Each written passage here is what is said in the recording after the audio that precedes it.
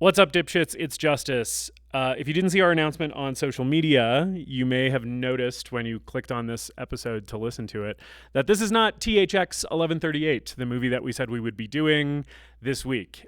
Instead, we are doing 30 Days of Night because David had a very busy work week and wasn't able to carve out time to record. Maybe if we were better at this, we would have banked some episodes in advance and not been recording week of release, but that's not how we do things here. So this is just how the cookie crumbled. So I am very fortunate to have a special guest host with me on this episode. And the movie that she picked to talk about is 30 Days of Night. We will be back with our regularly scheduled programming with THX 1138 next week. David will be back in the host chair.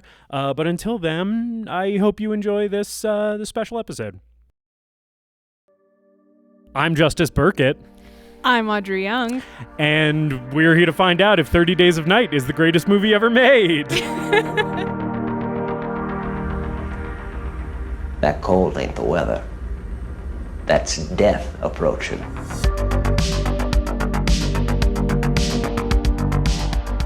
I almost forgot what to say to open the podcast. Because I don't usually do that part. What I love, though, is that you just told me how you were going to do it. I know. And then started it, and we're like... I was like, I'm out of my element. I don't know my lines. Cut. Yeah. We could start over, but I'm not going to. We're not doing that. Live in the moment. Yeah, that's right. Welcome to the greatest movie ever made, a show where we watch a movie and tell you if it's the greatest movie ever made. A movie so thoroughly entertaining and compelling that while you're watching it, it's the only thing that matters in the world. I'm Justus Burkett, joined, not as always, but as of this time, by my co-host, Audrey Young, who is sitting in the host chair for David because he is a busy mail boy this week. He has a lot of mail to deliver.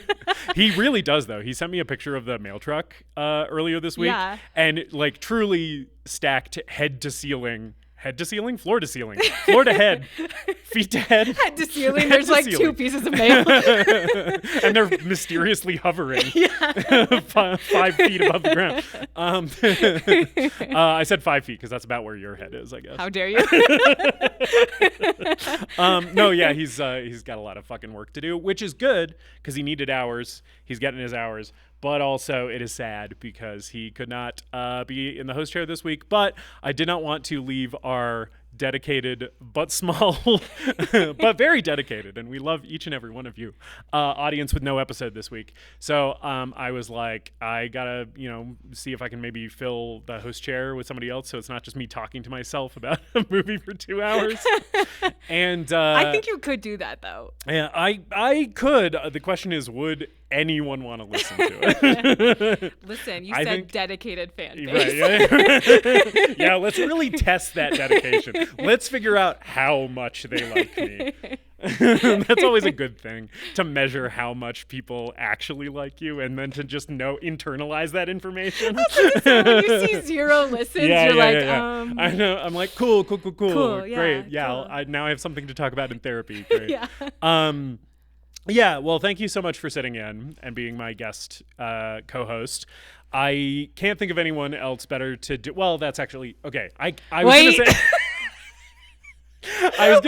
I was gonna say I can't think of anyone else I'd rather do an episode of this podcast with if David's out, and then I remembered that I did actually ask someone before you, which was of course my wife. You can't be mad. It was my wife. Okay. I will allow that. Yeah. Because we all love her, and that is an understandable first choice. Yeah. And it's like if you were my first choice over her, that's actually a bad thing. That's a bad thing. You're correct. I'm so sorry. My reaction was too soon.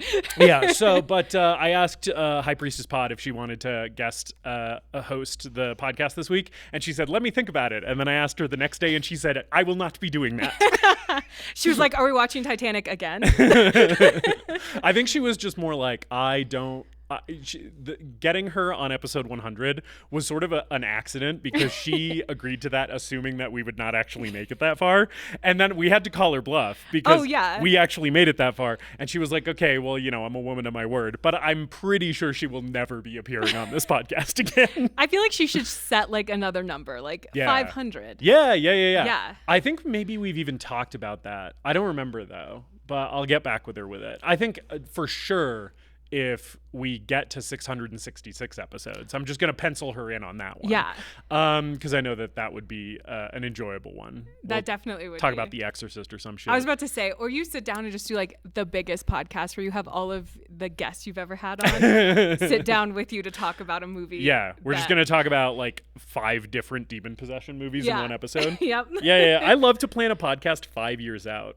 That's really what I like to do. That's the plan. Thanks again for being here. And I mean, the show. So before we start talking about the movie, which you picked, I am going to ask you how you're doing.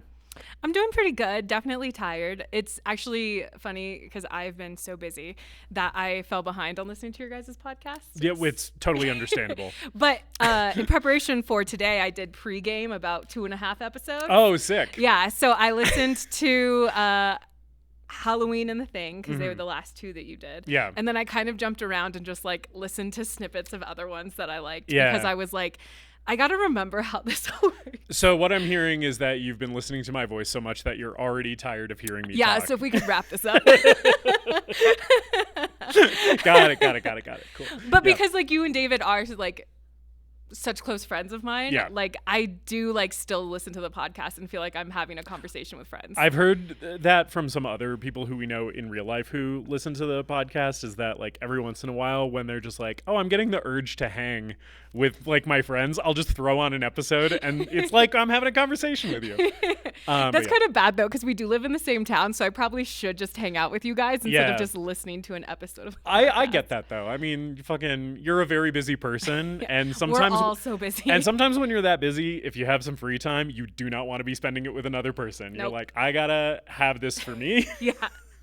I need to be in my bed, but I would love to hear you guys discuss a movie. Also, like the experience of listening to the podcast is very much like hanging out with me in real life, in that I am mostly talking and you're not. And that's not you specifically, anyone talking to me. I remember last time you had to apologize for cutting me off. Yeah, I did cut you off a lot on your last appearance on the craft episode, which was a long time. It was like... It feels like forever ago. I think it was 2 years ago. Yeah, I think that was like episode like 30 something. Yeah. Like it was 34 or something. Yeah. Like very near the beginning of the podcast. And of course you have not appeared on the show since. You definitely did not make a guest spot during Shaky Cam Summer Camp, a famously normal month where nothing weird happened. Nope. So yeah, this is the first that listeners are hearing from you in a long time. I know. Overdue on getting you back. I guess it took David being out. I needed to hear that. Yeah. Anyway, you were telling me how you are. Yeah, but we just finished summer rep, which you also were helping out with, not as an actor, but as everything else. As admin, as guy with a truck whose job it is to lift things and put them in his truck and move them from place to place. As guy with muscles. Well, thank you. That's very kind. So I know that like we've all been so busy, but this has like kind of been the first week where there hasn't been anything going on. Yeah. And weirdly enough, I feel more tired this week. That's how it always is. Yeah. I mean, it's like the post-show thing where it's like you've just been like riding on pure adrenaline for like weeks and weeks and weeks, and then it's just like you just crash. I know, and that was like a hard crash. Yeah. And then work's been work, which is crazy and wild. So yeah, I'm just riding it out right now. Yeah. I'm excited for the weekend to hopefully sleep. Yeah. In some capacity. You're like first free weekend in however long. Yeah, because it was like back-to-back shows. So I've been doing shows now for 4 months. That's crazy. Yeah, without like a real break. And you're about to do another like 2 months of shows. Yeah. And then do you have another break in like November? Yeah, so I have a break for like a chunk of October and November. The end of November, I'm like back into like Zoom rehearsals and then boot camp styling a show that opens the first week of December. Yeah. How many shows are you a part of this year? Oh, because you just did 2. I just did I know 2. you have 2 more coming up with us. Yeah. And then you have that other one. Yeah. So right there, that's 5. Yeah. And then I also did. Yeah, you were part of the one in Prescott that David and I did. Yes. And then I was a part of one with Theatricos. And then I did a show in Sedona with Emerson. So as of right now, that's 8. Damn. Yeah. Busiest actress in Northern Arizona, ladies and gentlemen. And Dawn's asked me to read something else that she's written. Yeah. So in essence, kind of 9 because we're workshopping that. You're highly in demand. Yeah, and you were part of that stage reading that I was a part of too. Oh, yeah. And so we did that. And then there's like another stage reading thing that I think is happening in November. Yeah. That someone has asked me to possibly be a part of. And I said I needed to look at dates. And honestly, that was like 2 months ago that I told her I needed to look at dates. So I should probably respond to an email being like, are you still interested in me? Or... hear me out. Maybe don't send that email. Maybe. And if you hear nothing, you have one less thing to do. Yeah, I have like Homer Simpsoned myself into the bush. Yeah.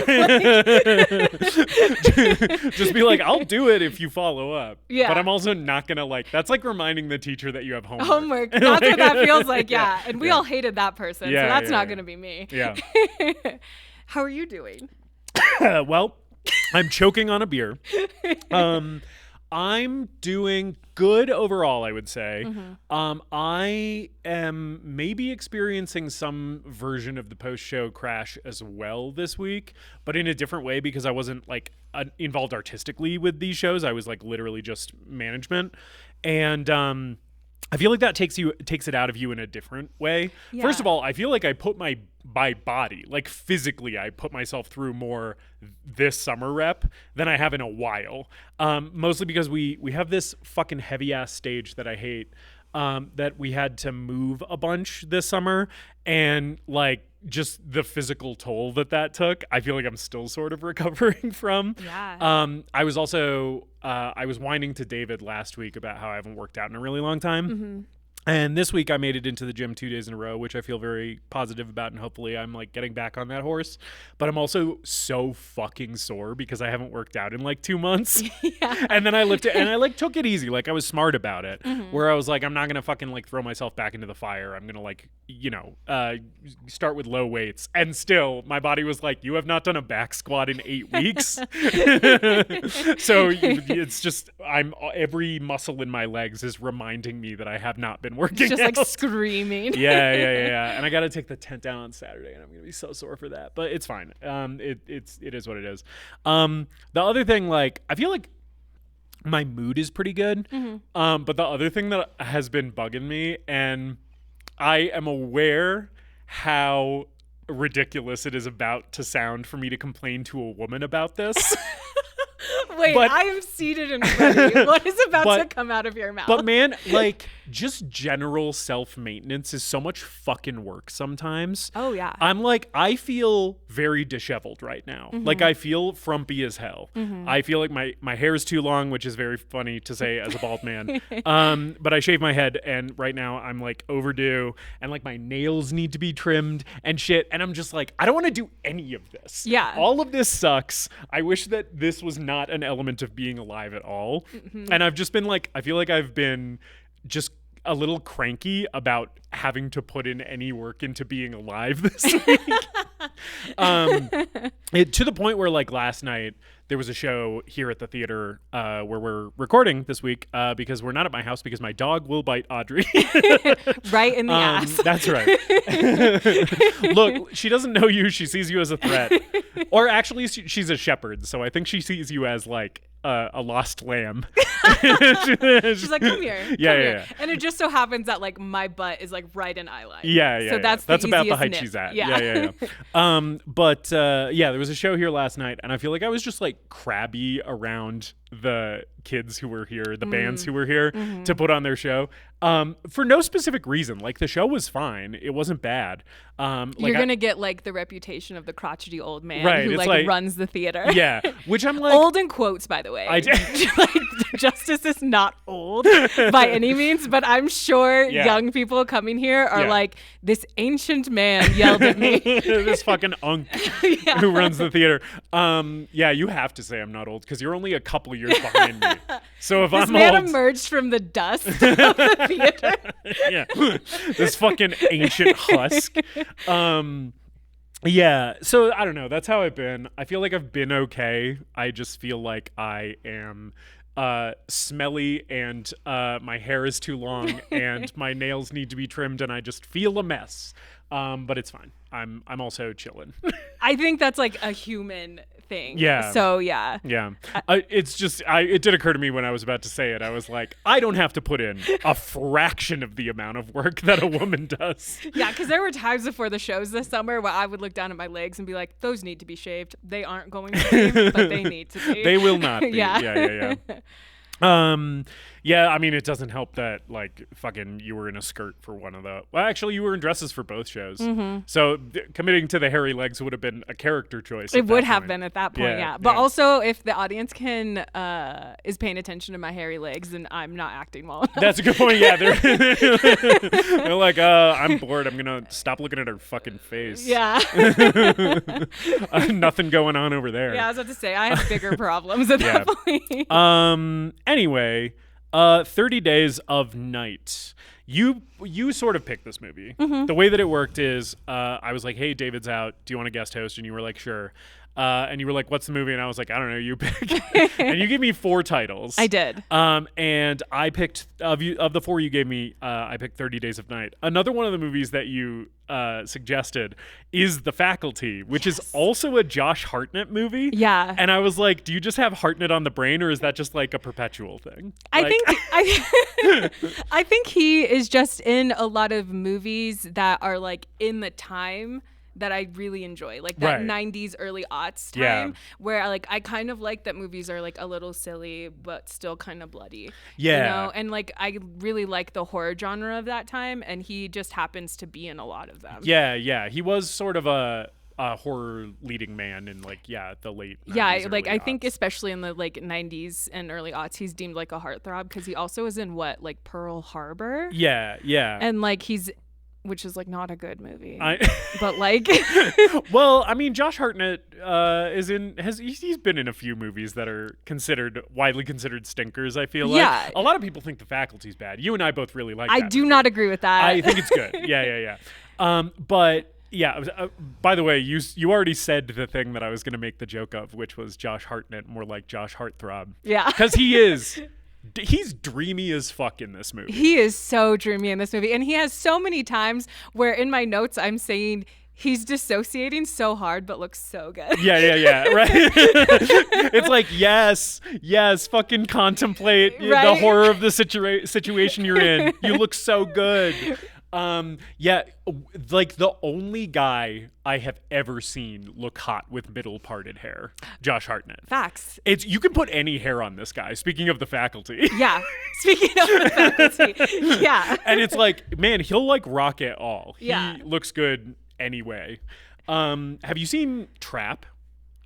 Is that the movie where he's like the dad that takes his daughter to the like, concert? I have not. Okay. I don't know if you'll like Trap or not. Okay. How do you feel about M. Night Shyamalan just in general? Sometimes, I mean, I like his movies because I feel like going into them, I know it's going to be bad. Okay. Does that make hot sense? Take. No, hot take, but that's fine. Sorry, you're talking to like a Shyamalan defender. Okay. I think that he has obviously made bad movies. Mm-hmm. Like The Happening fucking sucks. I've and never like, seen his. I feel like my biggest memory of something that he's done that was like in my mind bad, and even when I saw it at the time, was like Lady in the Water. Oh man, I think you're talking to maybe one of the only people on the planet who likes that movie. No. Here's the thing. I don't think I'm right.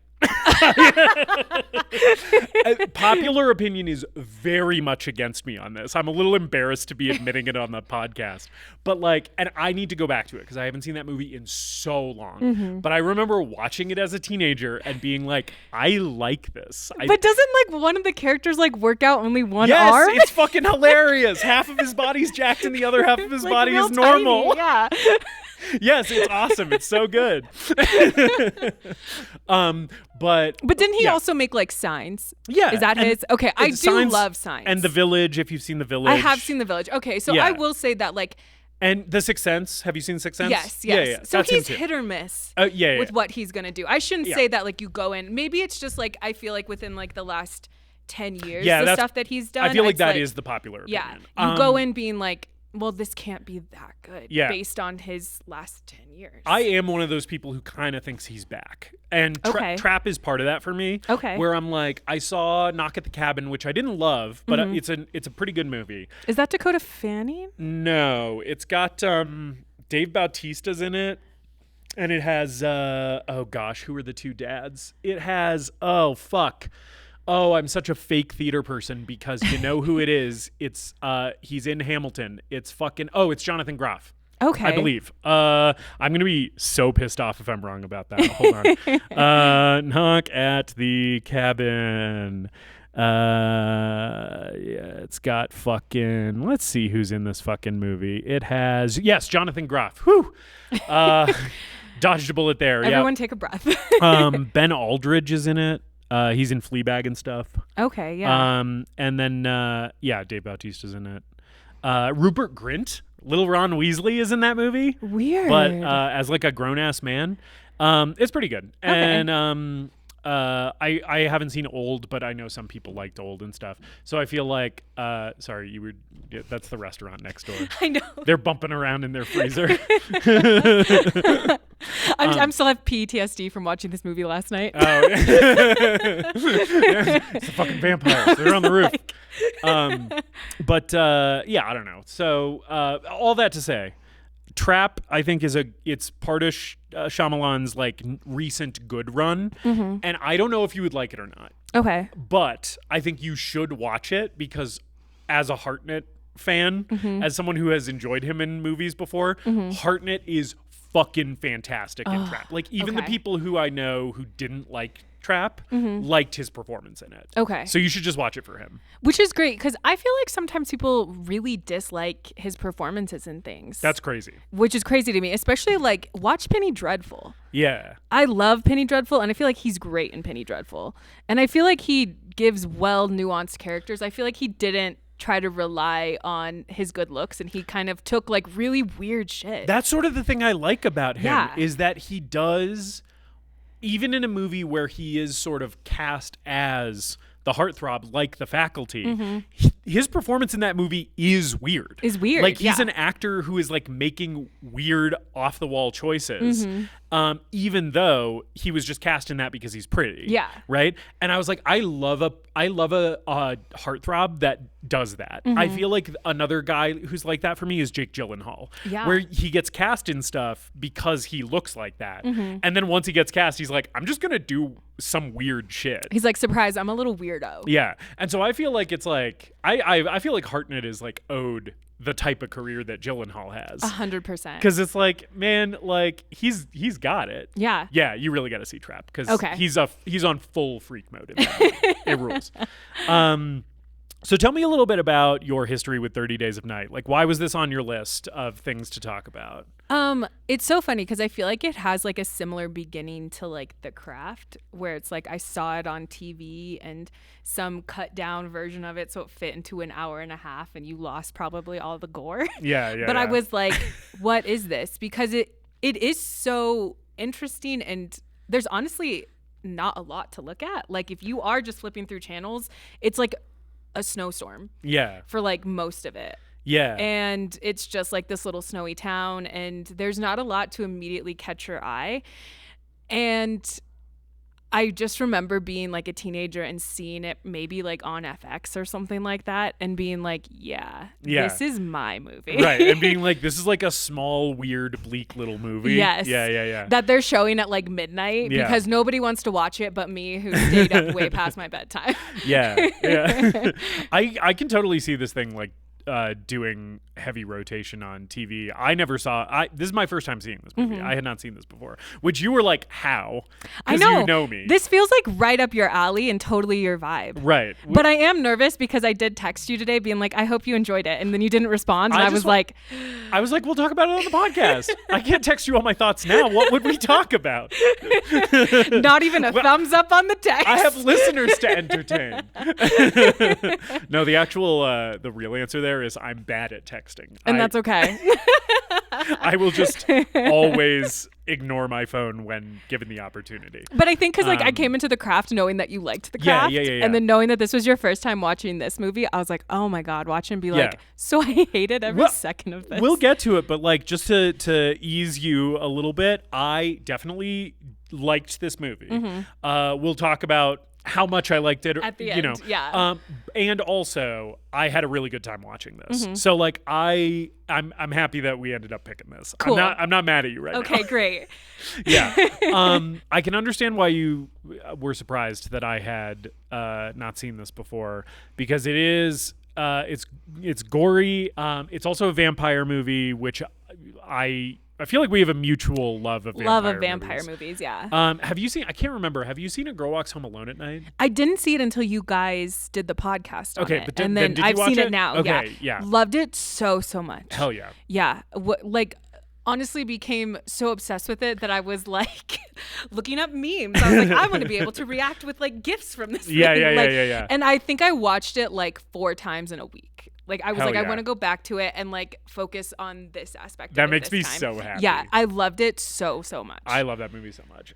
What are some of your other vampire movie faves? Oh. Other than this movie? Gosh, that's so hard. I mean, I like I'm really bad with titles, so I might just end up being like, the movie that has this in it. Yeah. The Invite the Right One In. Let the Right One In? Yeah, Let the Right One In. But not the American version. The one that's like, I want to say Danish. I don't know if that's right. Norwegian? No, fuck. Oh, shit. Where's let's David see. for the research? Right, I know. The problem with losing David in the host seat, as opposed to me, is that we have lost the brains of the podcast. When I was listening to the episodes, I was like, oh God, he like knows like timelines and shit. I was like, I don't have that. He is the one who's like knowledgeable about films. Swedish. I said Danish and then I said Norwegian. The one Scandinavian country I didn't pick is of course the one it is. But yeah, it's the Swedish one. Yeah. I love that movie. Yeah. The pool scene is like one of the most iconic scenes in like horror. Oh, totally. Yeah. Then I also like Lost Boys. I know we went and saw Lost Boys when it was back in theaters a couple years ago. Yes. And then I mean obviously like Sinners. Yeah. Is technically a vampire movie. Oh, that's a full-on vampire movie. But then we have like Fright Night. Oh yeah. Yeah. The original or the remake? I ended Have up you seen watching them both? both. Okay. Yeah. Hell yeah. Because you told me to watch the remake, I think. Yes. And loved the one with it. Colin Farrell. Colin Farrell, yeah. Yes. Loved it so much. I knew. Yeah. I was watching Fright Night, and I was like, Audrey, you have to watch Fright Night, because I was like, this is the exact intersection of your and my movie taste. Like, this is the movie that will work equally well for both of us. Yes. But then I also I really liked Abigail. I don't know if other people liked that. Yeah, I don't know. I never saw that one, but I loved it. The idea of like this little child vampire. Yeah. I love the Underworld movies. Oh hell yeah.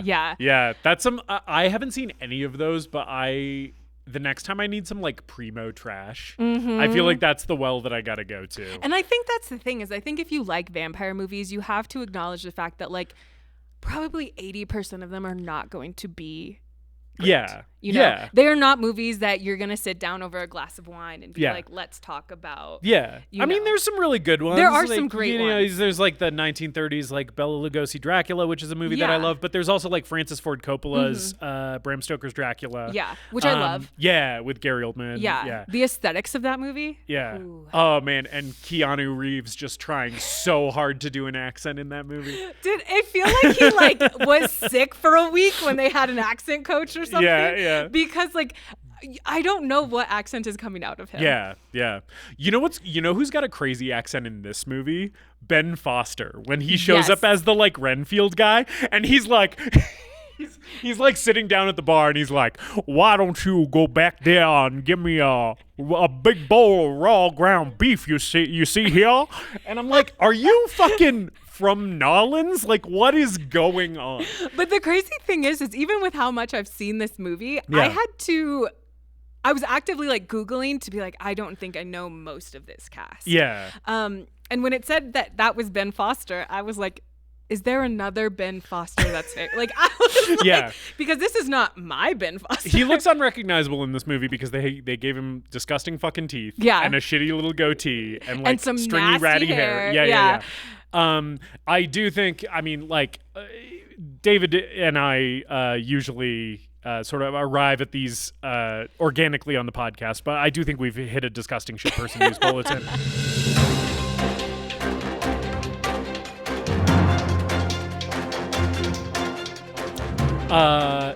Ben Foster in this movie is definitely a little disgusting shit person. Yeah. He's like this like little Renfield freak. His hands are caked in blood. Yes. Because, spoiler alert, he did kill dogs. Yes. I, as the owner of 2 dogs, dog violence, dog murder in movies oftentimes is unpleasant for me to watch. I will watch people's heads get fucking blown to pieces all day, every day. As soon as it's an animal, I'm like, and dogs are like some of the worst for me. This movie, I will say, the dog murder scene is like a little upsetting. But I really appreciate that they shoot it like it's a Giallo movie where it's like the hand with the glove and the knife and then like the splash of blood across the snow. Yeah. I'm like, oh, this is like shot in a way where it feels like we're doing like a fucking Fellini movie. Yeah. And I was like, that's a lot of fun. I think so I'm going to hit you with a fun fact. Yeah. This movie came about because it's a comic book. Oh, yes, I did know that. Yeah. Yeah. So while I was watching it, it wasn't actually until this watch thinking about the fact that it was a comic book. I think you kind of see images that were probably directly pulled from the comic book in terms of like that storyboard. Right. So like the hand with the knife. Yeah. And you know, when we first see the vampires, we're not seeing them as whole, but we see like the teeth. And then we see like Gus getting like his neck cut. Yeah. And then we see like someone jumping at Gus. And then we see like Gus is dead and covered in blood. Yeah. And it's like, you can tell that it's like these storyboards or like these pictures from that they're like, oh, let's keep this. Because I thought, for watching it through this time, I was like, it's very staccato in how it's shot, because you are in this like really quiet moments, you know, with the survivors, you know, as they're contemplating how do we make it through, and then all of a sudden you're like shoved into someone's living room and they're being like thrown around a room. Yeah. And it's like, how did we get here? But if you think about it's like you turn the page. Exactly. I was like, if you think about it as it's a comic book that's been turned into a film, I think you kind of understand that more. Yeah, I think that's a really good observation that I was not thinking about while watching the movie. Like, I knew that this was a comic book, and I don't know anything about the comic book, so I don't either. But I knew it was a comic book. I wasn't really thinking about how that impacted like the filmmaking choices, but I think you're totally right. And I think staccato is a really good word to use to describe what you're talking about in the editing of this movie, which I think is a stylistic choice that I sort of vibed with, but I could also see somebody not liking. Yeah. And like I said, I really like it because I like the abruptness of like the quiet and then suddenly everything's really loud. Yeah. And like it feels in my mind like very realistic if we were jumping from place to place to place. Right. But I could see how people would be like, it was too abrupt. I didn't like it. Yeah. But I think it effectively, I feel like this movie is very effectively tense a lot of the time. And I feel like that's where part of it comes from, is you kind of never know where you're going to be transported to next and what's going to be happening. Like the movie sets that expectation pretty early. And then like later in the movie, in the third act, when things kind of quiet down for large stretches, you are sort of left with this sense of unease where it's like anything could happen at any moment because like the end of the first act is like so dramatic. Yeah. Right. This is also, we have gotten so far off track about the disgusting shit person news bulletin of talking about Ben Foster. Welcome to our ADHD. Right. That's the other thing. That's the other thing. We've also lost David, the host of this podcast, who does not have ADHD. I like him playing a disgusting little rat freak in this. I like his weird southern accent. Yep. I had to Google, I was like, is Ben Foster British? Yeah. Because sometimes English actors who can't do American accents very well will do like a southern accent because it's easier for them to do like a regional dialect than it is for them to just do the regular flat American thing. Yep. But then I looked it up and I was like, no, he's American. He's just talking like this. I love him being like this like wormy little fuck. I love the shot of him when he's like telling them that they're all doomed behind the prison bars. Where he's like awkwardly standing. Yeah. And you realize also like he's short. Yeah. Like, He's right. He's like a little guy. Yeah. He's not like, the thing that's weird about him is how he's choosing to like speak and everything, right? Like he's not this looming presence physically. Right. What's threatening about him is like his vibe. Yeah, is that he seems to know so much and won't tell them anything. Yeah, yeah. He's also wearing like just the most ripped up little fingerless gloves. Yeah. Like he's like a gutter punk. Yep. He also seems to have walked to Barrow, Alaska. Yep.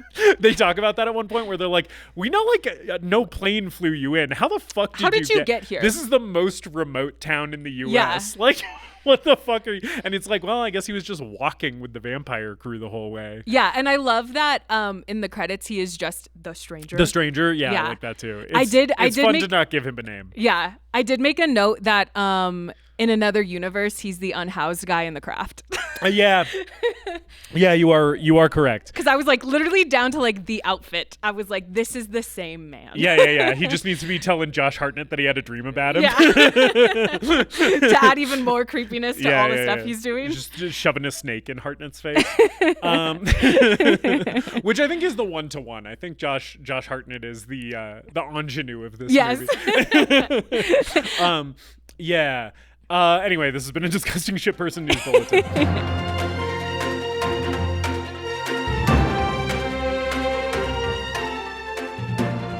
A thing that I plan to mention, the setting of this movie is fun and cool. Like, I think the idea in the comic book that they translate here in the movie of like, these vampires are completely cutting off this extremely remote place.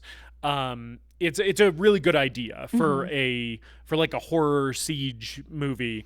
And also using a natural event that is actually occurring. Yes. Yeah. Right. Because this actually happens in, it used to be called Barrow, Alaska. But they actually renamed it. They gave it the indigenous name officially. Sorry, I'm looking it up and also trying to figure out how to pronounce it. Yep. Utqiagvik. Apologies if I got that horribly wrong. But for the purposes of this podcast, we'll be calling it Barrow because that's what they call it in the movie. I think that this setting is like a good idea because yes, Utqiagvik does get like basically a whole month of darkness during the winter. Funny, I did think it was funny to do this episode in the middle of the summer too. Yeah. Because I'm like, this is such like a dead of winter ass movie. It is. And it has been like hot and miserable in Flagstaff. And I've been like, getting hunted by vampires in the Arctic Circle doesn't seem so bad right now. If I got to cool down like this is okay. It's like, yeah, I could, Danny Huston can fucking menace me for a little bit as long as I'm not sweating my ass off. I only need to survive 30 days. Right, yeah. I think I could do it. I'm built different. Well, it's funny because I feel like every time I watch a vampire movie where like the vampire is killing the people, I'm always like, am I making it out of this? Yeah. Like, am I someone who survives? Yeah. I feel like I'd be toast. I feel like I would be like the fucking... I feel like you'd be Bo. Yeah. Who's the guy who crashed and like the big guy? Yes, Yeah. Who was like, it's my turn to be a distraction. Yes. Yeah, that would be you. Mark Boone Jr. in this movie would for sure be me because he's like the guy who he lives in like the most remote town in America. And then he also has to live on the outskirts of town just to show everybody that he's like the most rugged. Yep. Yeah. Yeah. I would be that guy. I would be the guy where it's like, oh, this guy has the face of an alcoholic. Like you can you can tell he's just like drinking in his little cabin on the edge of town all day, every day. And then he's like, wait, I have the opportunity to be a hero and to like for people to like, remember me as something other than like a fat fucking alcoholic. Who like absolutely I'm gonna take that ride. He's been waiting for this moment his entire life. Yeah. Because he literally was like, I live out here to be left alone and not follow your rules. Yeah. And then like he's handed dynamite and like and he's like, what? You're telling me that I get to use the fucking like snow chainsaw mobile to fucking killdozer a bunch of vampires? Like absolutely. And have one of the coolest scenes in the movie. Like watching these things get like chopped in half with this thing. I was like, yes. There's one that's like on the roof of the, like, I don't know what, if you haven't seen this movie, listeners, I don't know how to describe the vehicle that he's driving. I literally kept just being like, construction thing. I don't know what it's for, but what it appears to be is it looks like a tractor, or like a not a tractor, like a bulldozer. Yeah.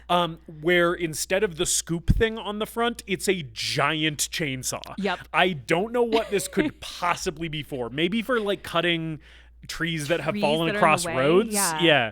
But it's insane. And so at one point, like a fucking vampire crawls on the roof of this thing, and he has the shotgun, and he shoots it through the roof with the shotgun, and then it falls across the windshield and onto the big chainsaw thing and gets cut in half. Yep. Hell yeah, dude. No notes. Literally, it was like, his exit is the best exit in the film, in my opinion. It fucking rules. Yeah.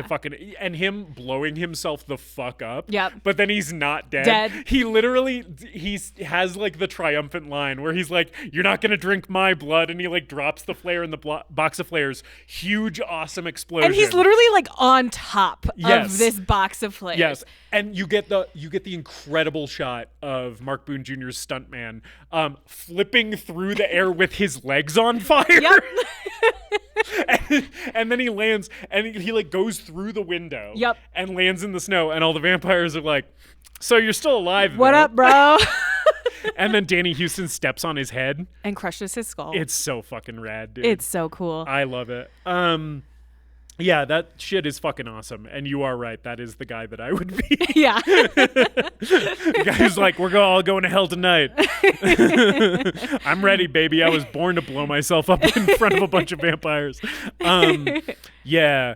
So the characters in this movie, are a lot of them are pretty one-dimensional, because like Bo, we already talked about what he has going on. Yeah. A lot of the stuff is pretty thin with like Hartnett and what's her name, Stella. Yeah. Melissa George, who I basically just know from Mulholland Drive, I feel like. Yeah.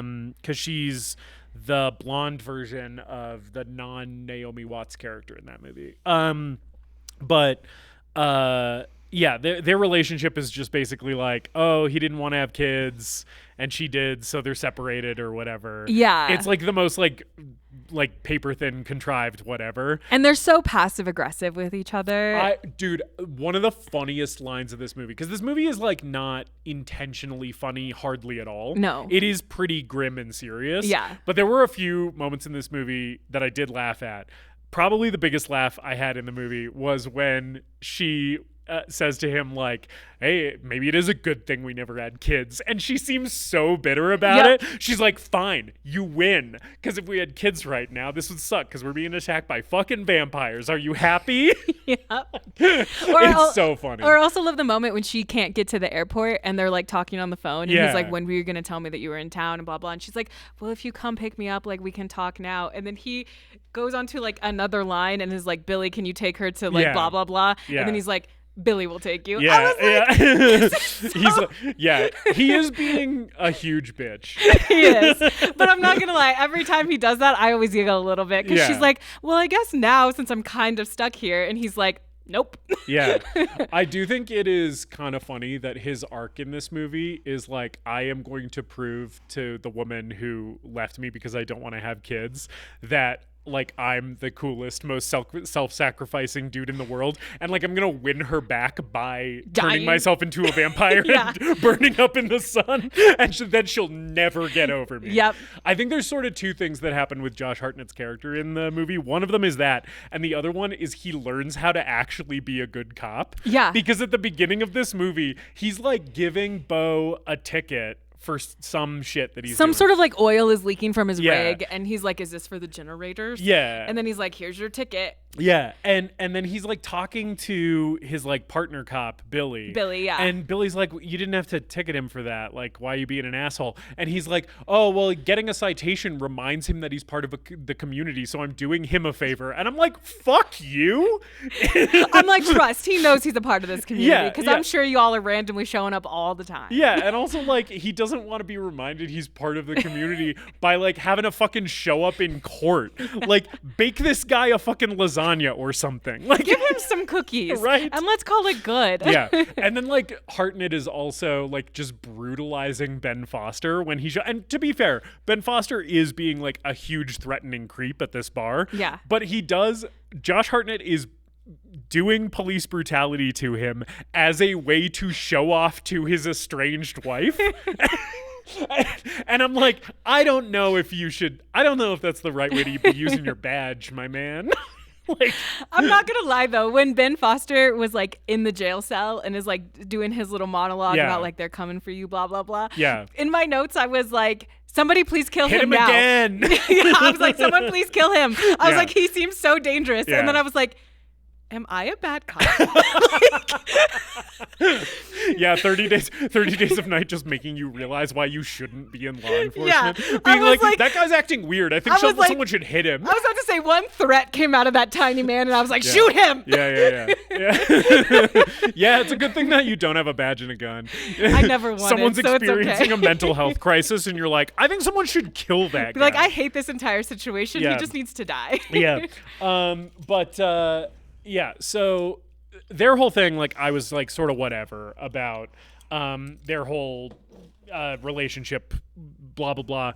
But I was like, I appreciate that it's not a huge focal point of the movie. Mm-hmm. It pops up every now and again, but then it's like, okay, we know what you're here for, which is to watch vampires kill a bunch of people. So we get back to that pretty quick. I think the pacing of this movie is pretty good. Like we sort of talked about before. I think the like kind of frenetic editing does allow the moments where we're just spending a lot of time in hiding to remain effectively tense. Mm-hmm. And like the downtime in the movie, I was afraid that we were going to be doing like a little bit too much The Mist stuff. Mm-hmm. when we start having like the conflict with like the whatever this fuck ass guy's name is, Doug or whatever. Oh, the guy who Doug, like the guy who like starts shit with Hartnett. Yeah, I was like, we need to move to another location. Yeah. There was a part of me that was immediately like, we already know that this house is boarded up. Yeah. And it was such like a hidden attic in my mind. Yeah. That I was like, I don't think we need to leave. Right. Like, bro, Like, what are you talking about? Yeah. Although it does seem like a really bad place to be holed up for a whole month. Yeah. Because it's pretty packed. And then also I was wondering what the bathroom situation was. Because we get to this attic. We get to this attic on like day 1. Yeah. And then we cut to day 7. And there's like 11 people in this attic. Mm-hmm. And I was like, where is everybody shitting and pissing? Is there a bucket? What is going on? And then we actually get an answer to that later in the movie when like the old guy with like dementia wanders downstairs and is like, I'm going to walk to whatever the next closest town is, which is like 80 miles away. And then he's like, they stop him and like try and talk him down. And he's like, okay, but I got to use the bathroom. And they're like, remember, don't flush. And I'm like, oh my God. And by that point we've been holed up for like, it feels like maybe that's like day 17 or something. I don't remember. But it's like, okay, so all of the like 10 or so, 11 or so people have been hiding in this house and just shitting and pissing into a toilet that they're not flushing for 2 weeks. Like at this point, it's a porta potty. Yeah. Like I just know that I guess it's too cold for flies. Yeah. But right. like, it's like nasty. That I was like, that's the scariest thing in this movie is whatever's going on in that bathroom. At least they acknowledge it. I feel like so many movies that are like apocalypse based are like, and now women don't have periods. Right. We don't have to worry about anything. Yeah. And I'm like, this is day like 65. Yeah. Like all of these women have at least had a period, if not 2 periods. Yeah. How are we handling this? Right. Especially like in movies where they're like, oh, like the zombies or the vampires or whatever's hunting them can like smell blood. Right. Like, if that's something they emphasize, I'm like, so the women are dead. Right. They are gone. Yeah. Because we've hit that time of month. Yeah. Yeah. One of the ladies that they're hiding with appears to be like maybe, menopause age. Yeah. So maybe she's not. But she's like, gonna be okay. But the one lady who, so this character, what's her fucking name? Denise. Yes. We were talking about how all the characters basically just have one thing. Her one thing in this movie is so funny because her establishing character scene is basically she's making two guys do rock, paper, scissors about which one of them gets to fuck her. And not even just like only fuck her, but like fuck her first. It's like whose house are they going to? No, yeah, for sure. This these is guys like a threesome. Yes, these situation. guys are going to be tag teaming this woman. And I literally in my notes was like the people who work at the pipeline are planning when they will be laying pipe. Yeah. Yeah. Their scene was making me laugh so much where like they're just like aggressively hitting on her and she's like, no, wow, neither of you guys are gonna like get to fuck me. But then she's like clearly totally playing into it. Yep. And I was like, this is like the beginning of a porno. Yep. Where it's like they're even dressed in like utility worker outfits. And I was like, and hers is just slightly tighter so you can see a little bit of cleavage. And I'm like, we are in a snowy place. And girl is like, who, me? Yeah. It's so fucking funny.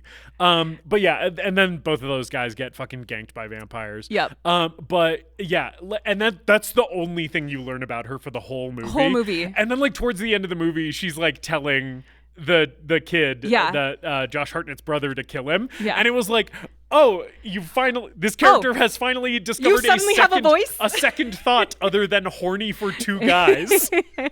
Because she was sitting there being like, can I fuck Josh Hartnett now? Right, yeah. And she's like, well, now that he's vamped out, I guess, I guess I can. you have to kill him. He's no good to me anymore.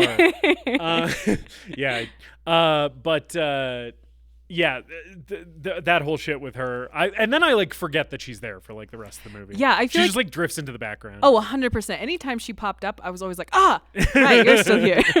Yeah, I don't even think I know this actress, Amber Sainsbury. Oh, she's also in Hex. I thought that was the fucking one where it's like Jeff Bridges as a comic book character, but no, that's Jonah Hex. Yeah, no, this is her. Hey, would you believe it? This is her last film credit. Wow. She didn't do anything else after this.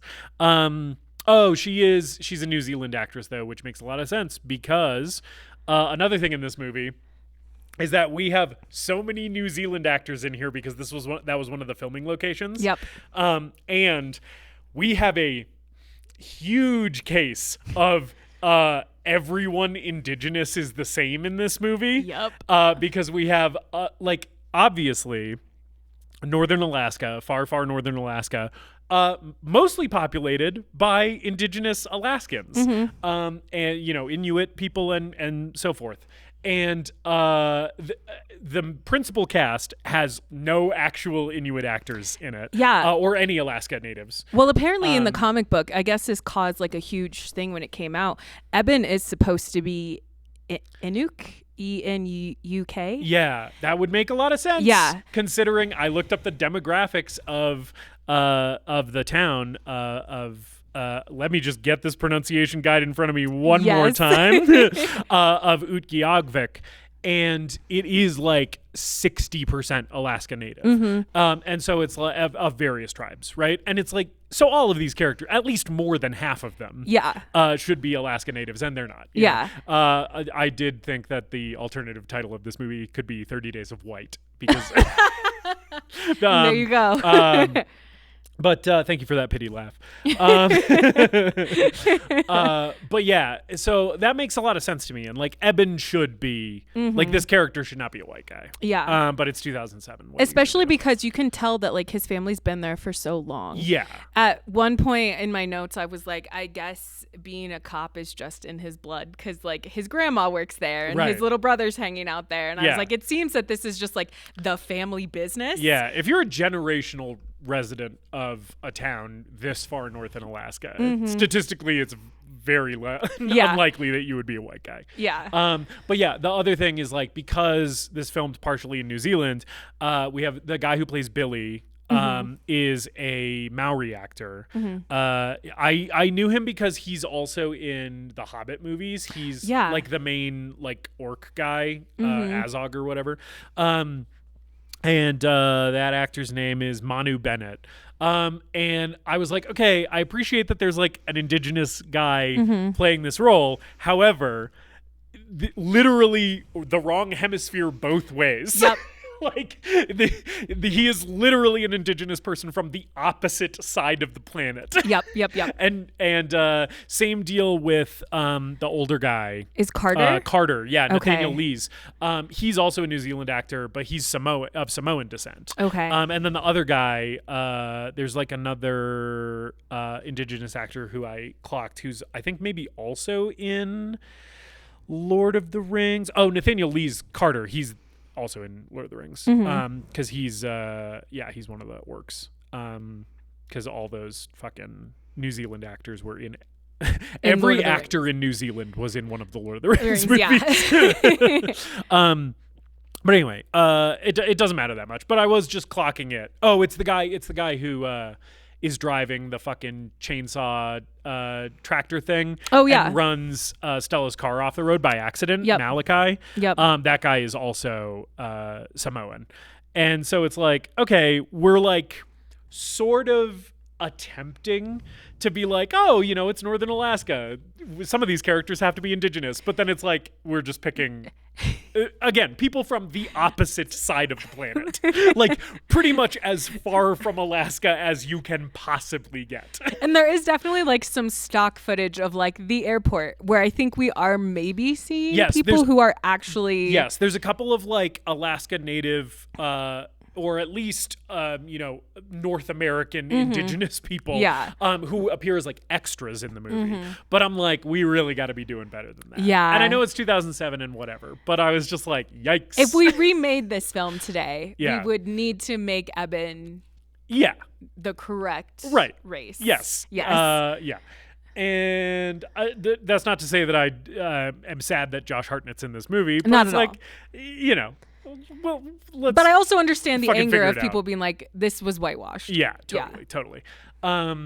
Anyway, what else? Oh, so to switch gears and talk about, because we've been talking about some of the like human survivors, like the people like hiding out. Our crew of vampires in this movie. So you already sort of talked about how we're pulling the thing from the comic book where at the beginning we're hiding them from the camera. Right. I really, really like all that stuff. I think it's awesome that you don't get a good look at one of these guys until like over half an hour into the movie. Yeah, because even one gets on the car that Stella and Eben are in, and in theory we have to think that Stella sees like this vampire up close because she has binoculars and she yells at Eben to get back in the car. Yeah. And he's like, what are you talking about? And she's like, get the fuck back in the car. Yeah, and but you don't see what she sees. Yeah, you don't see anything what she sees. And then it comes from behind them to jump on top of the car, and we still don't really see it. Yeah, that sequence is also shot a lot like, it was reminding me a lot of 28 Days Later. I was like, I feel like just the camera work and like the really shaky,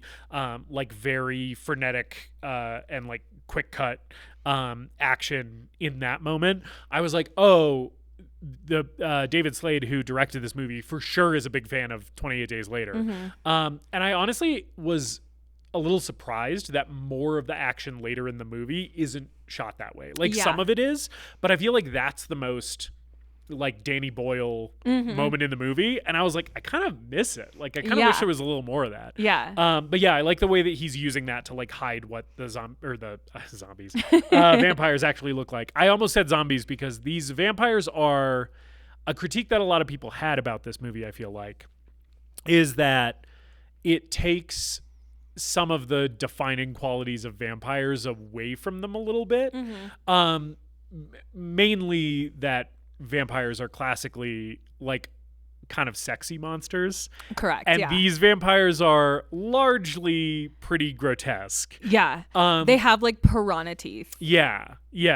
And as a big fan of sexy vampires in vampire movies, like Gary Oldman in fucking Francis Ford Coppola's Dracula, like yes please, right? And like all the sexy vampire stuff in Lost Boys, like hell yeah, absolutely. I went into this movie kind of knowing that thing about it and being like, oh, this is the one with the unsexy vampires. And then I was watching the movie and I was like, okay, that is true.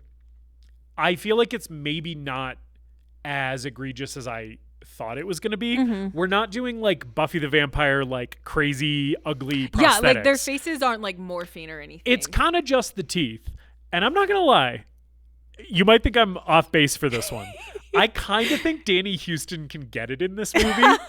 I think part of it's the outfit. I think he has the big long coat. Okay, so I have a note here. Yeah. So when they all get together Yeah. and are kind of standing in a group when they're about to attack Eben at his house, Yeah. when he's getting his Cheech and Chong grandmother's Yeah, weed lamp. right, yes. It's so funny that the fucking UV grow light for her at-home fucking cannabis setup is like a fucking thing in this movie. And then we use it once, and then they cut the power and he's like, well, never mind. Yeah, he's like, well, it got one of them. And I was like, well, there's like 15 of them. Yeah, so like, yeah. let's get it together. Yeah, anyway. But when they were all in that lineup, in my notes, I suddenly go, is this a vampire bridal party?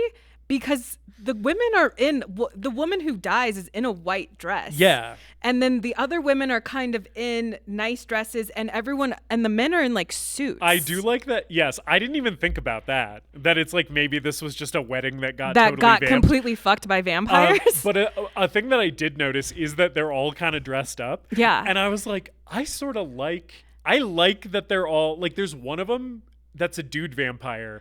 Most of the dude vampires are in dress shirts and coats, overcoats.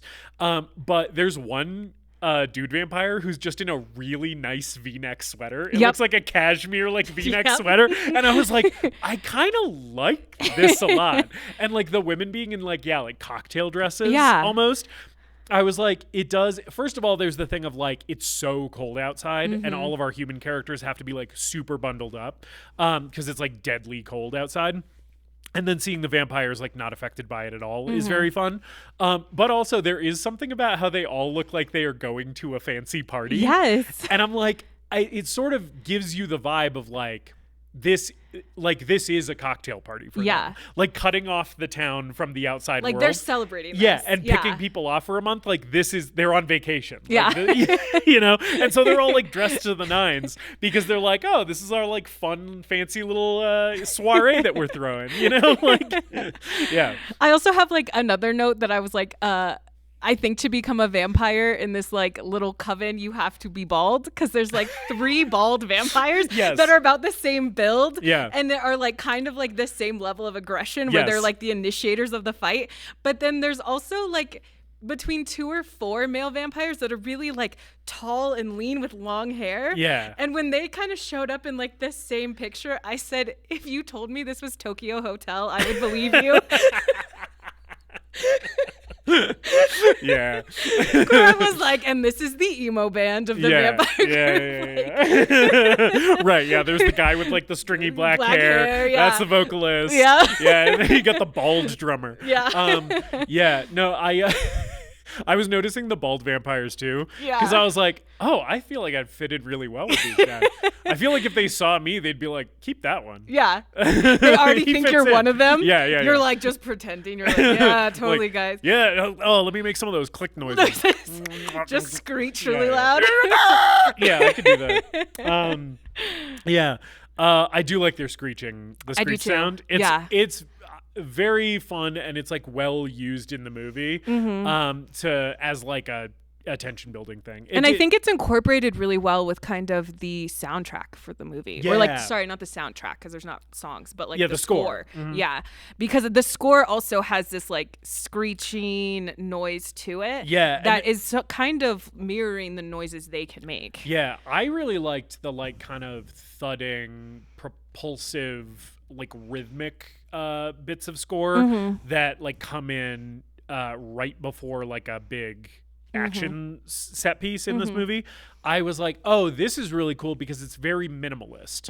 It's towards the end there's one that I really liked, which sounds like it's just like a drum and a snare, a bass drum and a snare, just hit and then silence and then hit, and I was like, oh, that's really cool, and feels like we're doing a lot with a little bit, Yeah, which I think shows the simplicity of this, of the town that they're in. They're not hitting us with a full orchestra. Right. They're okay, here's 6 instruments. Yeah, we're keeping it small because the scale of the movie is small, which I do appreciate. I do like that one of the strengths of this movie is that it is sort of a little movie.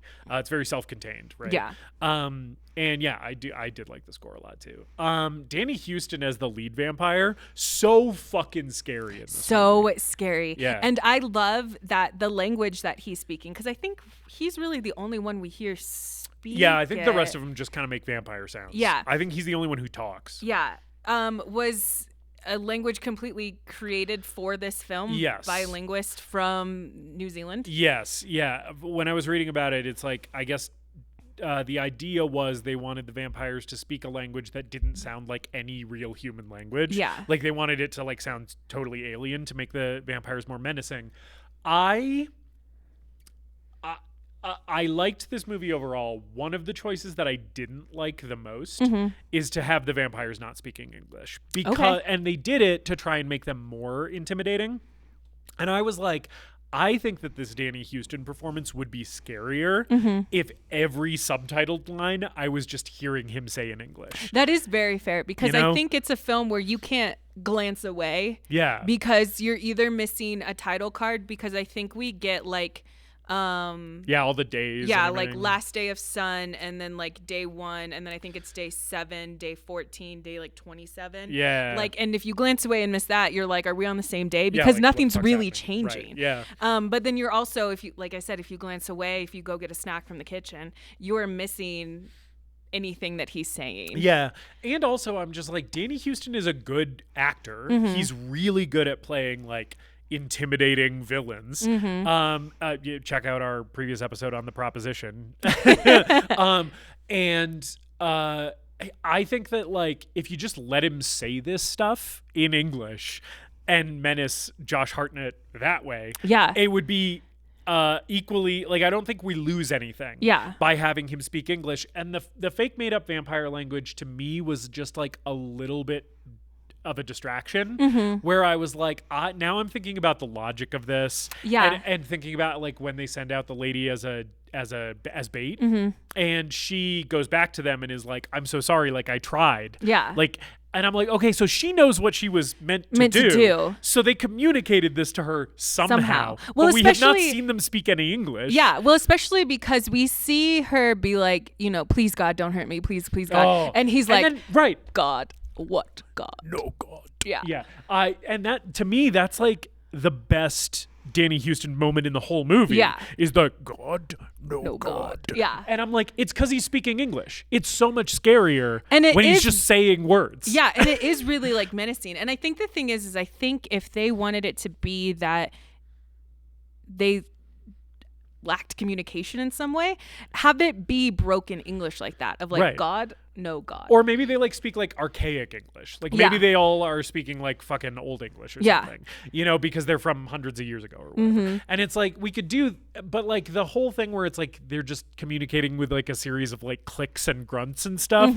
I was just like, it's a little too, I just thought it was a little too much. I feel like they over-engineered it a little bit. Well, because my other thought every time I watch this movie is we see so many people in this community get turned into vampires. Yeah. Do they just automatically lose English and can suddenly understand this language? Clearly not, because we hear some of them talk after they get vamped, right? Yeah, like I mean, Carter we hear gets vamped and he just is talking. Yeah, and John Reese, who had the dogs that all get killed. Yes. He comes out and can still speak English and is like, I'm just so thirsty. Dude, John Reese, it is a hard competition for who has the worst time in this movie.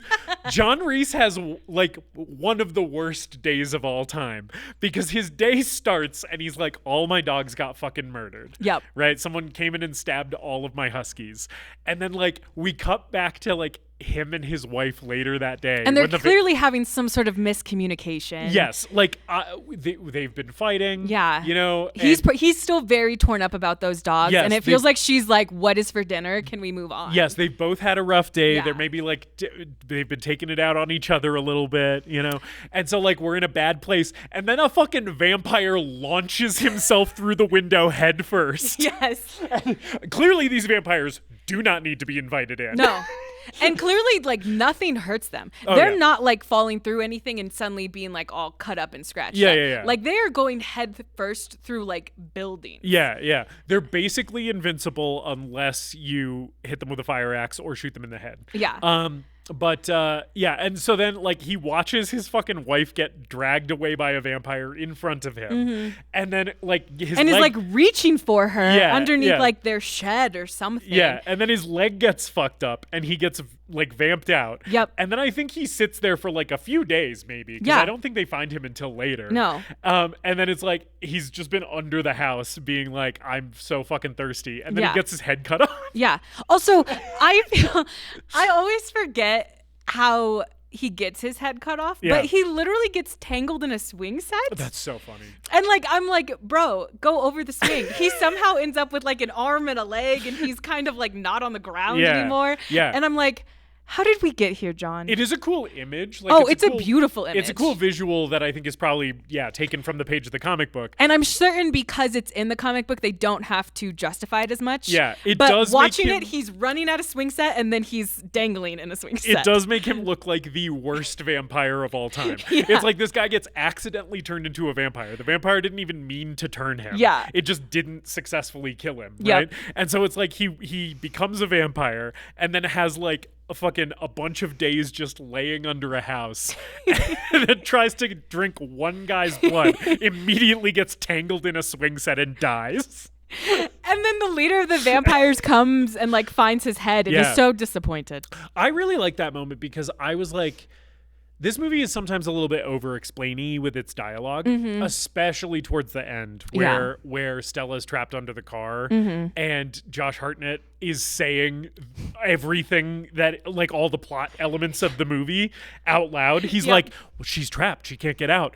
You know, if she can't run, she'll burn up in the fire or whatever. And I'm like, I know, I'm watching the movie. And even when he tells her, like, turn off the walkie, they'll be able to hear it. I'm like, no shit. I was wondering how y'all were talking to begin with. Yes. Because what are you doing? Yeah.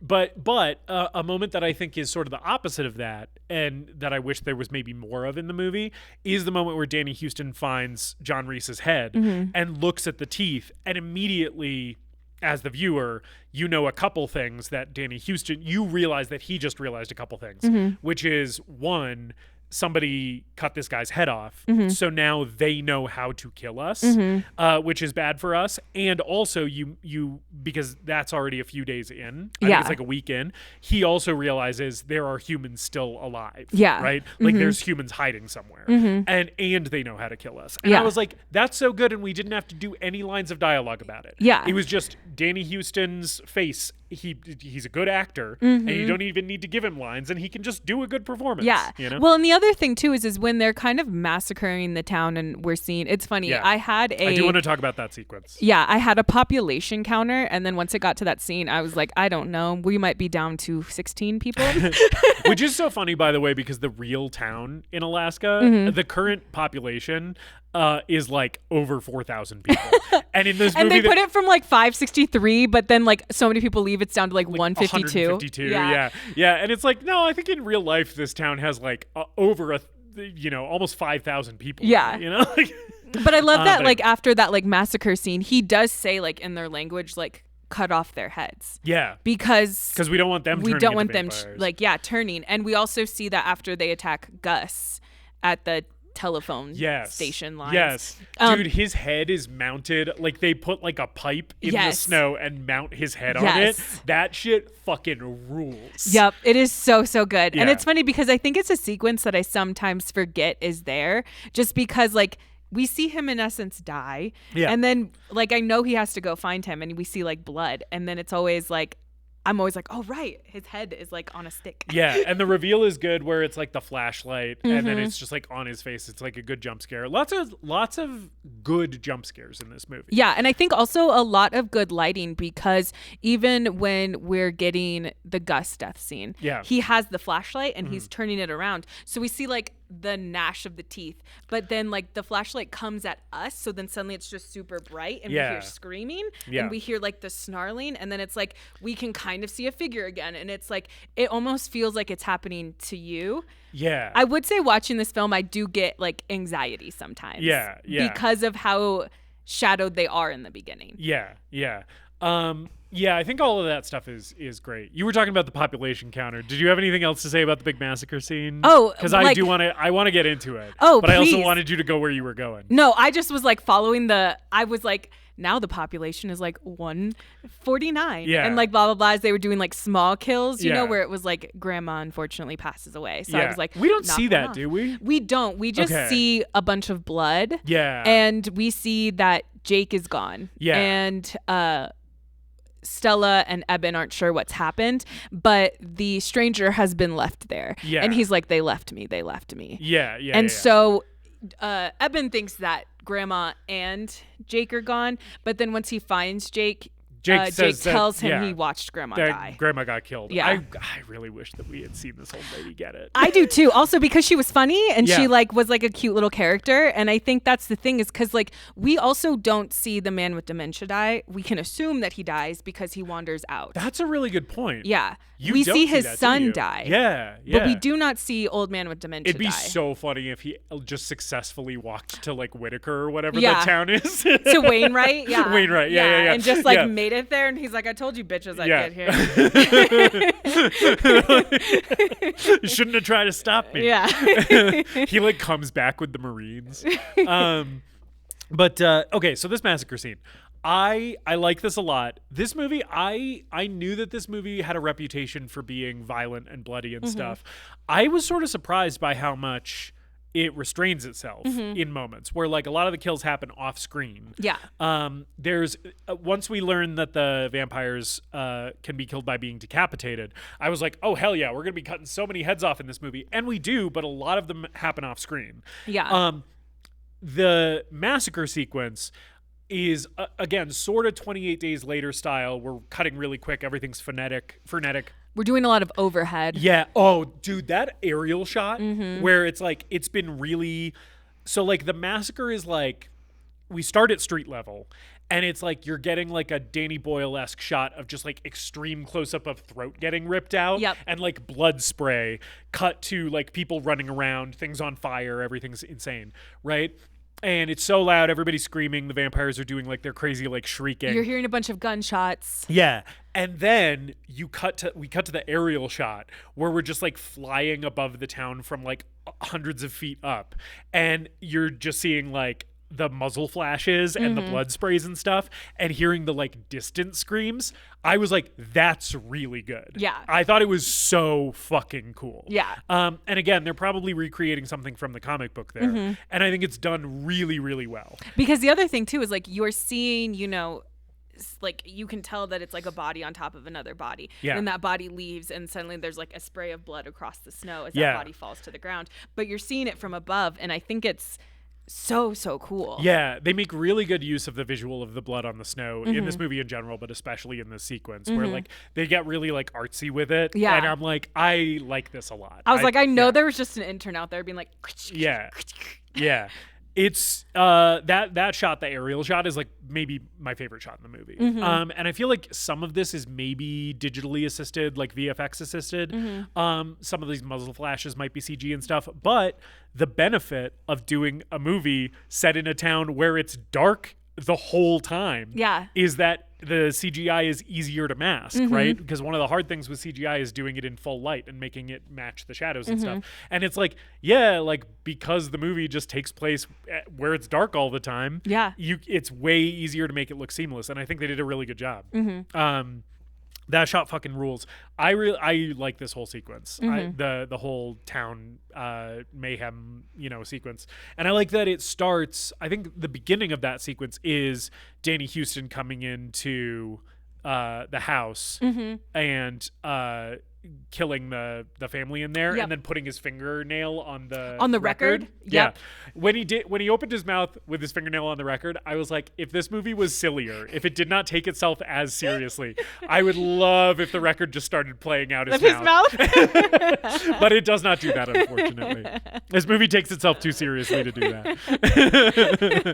It'd be so funny if he just like put his nail on and opened up his mouth, and then it was just like fucking David Bowie or something. Pressure.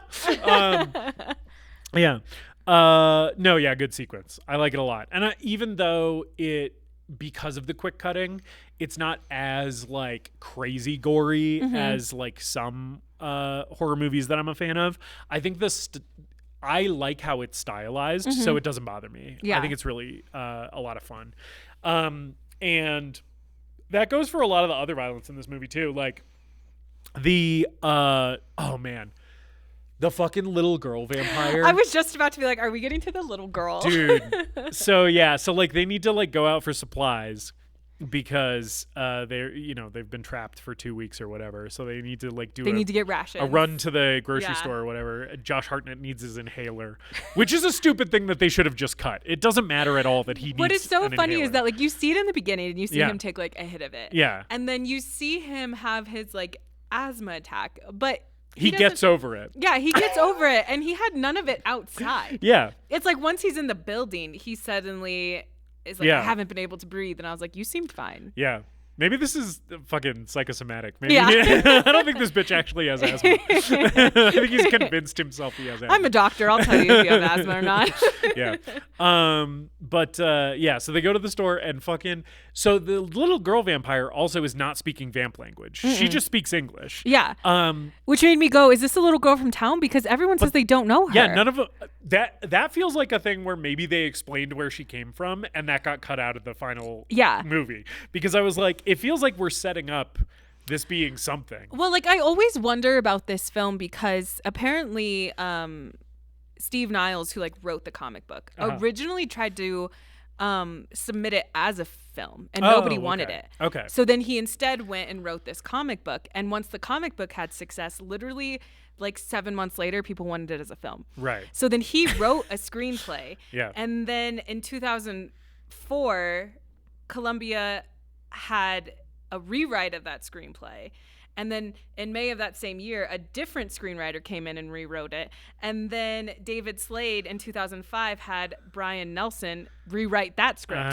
So there's a part of me that's like, how much of this is even actually like the comic? Right. And like the little girl thing is probably just from an earlier draft. Yeah. Where they were like, okay, we like little girl vampires, so we'll keep that piece of it. But we're going to cut the whole thing about where we who explain she is who and she how is she and why got she's here. here. Yeah.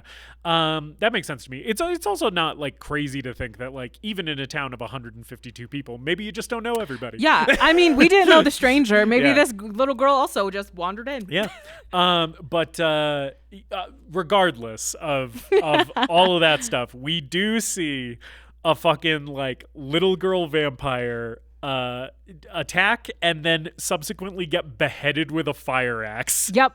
And this was a moment where I was like, this movie is sort of winning me over to its style a little bit because in a lesser movie that is like less committed to its visual aesthetic, I feel like the fact that you see the axe go in, but you don't see this little vampire girl's head fly off, I would have been like, that's cowardly. I hate that decision. Show me this fucking little girl's head flying off her body. But in this movie, I was like, no, it kind of works. Yeah. It kind of works that you just see the fire axe like go into her neck, huge spurt of blood, and then the next couple of swings are off screen. Yeah. And you then see like Josh Hartnett's little brother who did the swinging, like shell shocked. Yeah. Right? And I was like, no, yeah, that works for me. I think it's okay that we like kept most of it off screen. Yeah. And when you do get an on-screen decapitation, boy, howdy was I having a good time. When fucking Billy, it is Billy. Yeah, Billy. Yeah, because this is the other guy other than John Reese who has a claim to potentially just worst time in this movie. Yeah, worst 30 days of night. Yeah, because he, like the vampires attack, he's holed up in his house with his family, and he at some point decides, we're all fucked. Everything's, this is not gonna, the situation won't be resolved, so I gotta take matters into my own hands. Fucking annihilates his own family. Well, I feel like it has to be during like the giant town massacre, because he says right that after, they could hear the screams. Yeah. And I'm like, when would your bullets in essence be covered? Right. Because he shoots them. Right. And I'm like, all I can think of is during the town massacre Right. when people are trying to shoot at the vampires. Yeah. You're shooting at your 2 daughters and your wife. Yeah, he's looking out the window and just seeing fucking vampires like tearing people's throats out in the street, and he's like, we're all going to hell tonight. He's just like loading the gun. Yeah. And then when he's like, and then when I turned it on myself, it jammed. Yeah. Yep. bro. Yeah, which I'm just like, oh, that's tough, man. Yeah. Because then he has just been sitting in the house, in the bedroom, with the corpses of his family. Yep. And I'm like, whoo, buddy, that's tough. Yep. And he has like tucked them into bed. Yeah. And then Josh Hartnett is like a dick to him about it. Yeah. And I'm like, the guy's had it rough enough, man. For real. I'm like, bro, you didn't even want kids. And now you're yelling at your friend who had kids and thought he was like doing the right thing. Yeah. It's like, you had a family. You never hurt your family. And it's like, I don't know. He thought they were going to get eaten by vampires. Yeah. Like, what's the worst way out? Yeah. Right. Being like, hey, turn away from daddy. Yeah. Or being like, well, you might be a snack to this thing that doesn't speak English. Yeah. Right. You either get shot in the head or a vampire fucking motorboats your neck until you die. Yeah. Which, by the way, is how they bite people. Oh, in this that is movie. 100% how they do it. latch onto the neck and then they just go. Yeah. Which was really making me laugh. Which there's like a part of me that's like, because they do have like piranha teeth. Like, is that how piranhas kill things? Maybe. I don't know. I'm like, is that like the inspiration for how these vampires are killed? It was sort of reminding me of like an attack dog. Like Oh, a yeah. pit bull, if you train them to attack, Mm-hmm. that's the way that like dogs will do it, is they'll latch on and then shake their And then head shake, a bunch. yeah. Yeah. It's also what sharks do. Oh, and the teeth are very clearly modeled after shark teeth Yeah. in this movie. So that actually makes a lot of sense. Yeah, so maybe that's it too. Yeah. I feel like the shark inspiration is pretty clear with these vampires' design, especially like the eyes. Yeah. Like the like black eyes. I'm like, okay, these are clearly, they're very shark coded. Yeah, and how like they all have very like similar features. Yeah. It feels like their faces are being like pulled back. We did talk about there's no like Buffy like ridge forehead prosthetics in Yeah. this, but they are doing something Yeah. to a lot of these actors' faces, or they just got actors with very unique features. Yeah. But I'm pretty sure that there's some prosthetics going on. Because like a lot of them, like their eyes look like too far apart. And then it is sort of like they do have the kind of skeletal appearance of like their skin is like stretched over their Yeah. face. And of course, like they're all super pale, the classic vampire thing. And then like combined with the shark teeth, it does really evoke like they do look like great whites or whatever, you know? But yeah, dude, fucking Billy getting decapitated, because like they find him and he's like part of the gang for like 10 minutes. Yeah, but he also like needs so much help walking. Yeah. And I feel like is that I think it's just because he's got PTSD. Yeah. And I'm assuming that like he hasn't moved a lot in those 30 days. Yeah. And he also kind of has the vibe of a guy who just wants to be dead. So Yeah. that feels like they're kind of dragging him out there because he's just like, I don't know, just leave me, man. I just want to get eaten by vampires. Well, we have like two characters who kind of are saying that they've been like hoping for suicide. Like you get Billy, who's been most likely thinking this last like 27 days or 23 days if he killed them 7 days ago, that he does not want to be alive and has tried to kill himself and couldn't do it. Yeah. And then you have Carter, who reveals that the pictures of his family they have passed away. They got were killed by a drunk driver. Yeah. I like that moment. It does feel the Carter moment feels like a little bit of this is like Hollywood screenwriting 101. We're giving this guy a very easy, obvious backstory. However, I think the actor delivers it very well.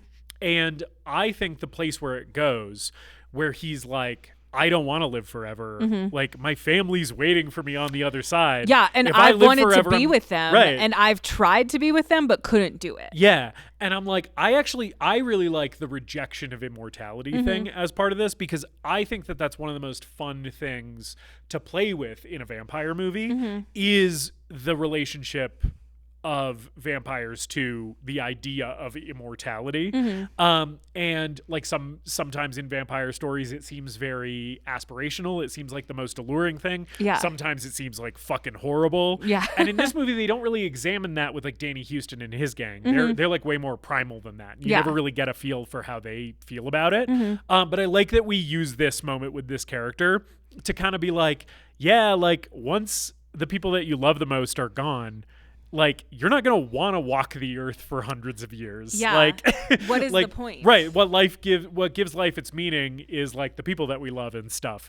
And I like that this movie does that in this like effective, quiet little moment without like without being too ham-fisted about it, Yeah. I think. And then the choice to kill him off screen, I think is nice because it allows that moment to be sort of a heavier, like, thematic moment and not just to be like another like moment of gore, which we have plenty of in the movie otherwise. Yeah, and I think it gives like a sense of like respect to the character that was Carter. Yeah. Because I think he also like, even though it's totally true that we don't get a lot of character building really with like anyone. Yeah. They're also just like, this is a cop. Yeah. This is the fire marshal. But this is so-and-so. This guy has like vibes that we like. Yeah. And I think that's just because this guy's a good actor. Yeah. And he's also been so helpful as a character. Like Carter has been like, yeah, we will go here. He's the guy with the attic. Yeah, exactly. Like he's trying to be so helpful. Yeah. And I think that like knowing that he's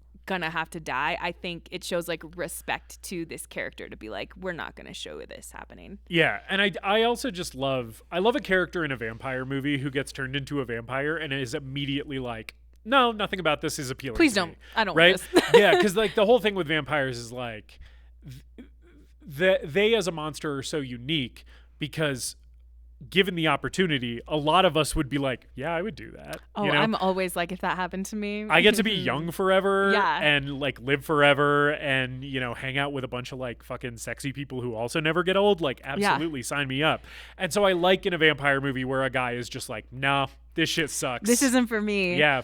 Yeah. I mean, I also think that like if I got turned into a vampire at like 75, I'd be like, cut the strings. What is this? Right. Dude, I think about that all the time where it's like the two worst types of vampire to be would be an old person vampire or a child vampire. Awful. And we deal with the child vampire thing Yeah. in fucking Interview with the Vampire. Yes. Which I always love that so much because it's like, oh, dude, that would be the fucking worst. Like, you just like want to fucking, you want to drink, you want to like go see R-rated movies You by want to yourself. be respected. Yeah. Maybe at some point after you've been alive for hundreds of years, you would like to fuck someone. Yeah. And it's like, no, you can't because you're stuck in a fucking 10-year-old's body forever. Ever. Like, I would just like, okay, well, maybe like I'll just watch the sunrise then. Yeah. Like, Yeah. like, forget it. Yeah, dude. But yeah, also the old person vampire thing, Yeah. where it's like, oh fuck it, like even if like you feel like youthful and strong and stuff, it's like, oh god, I gotta fucking look at my crow's feet for eternity. Yeah.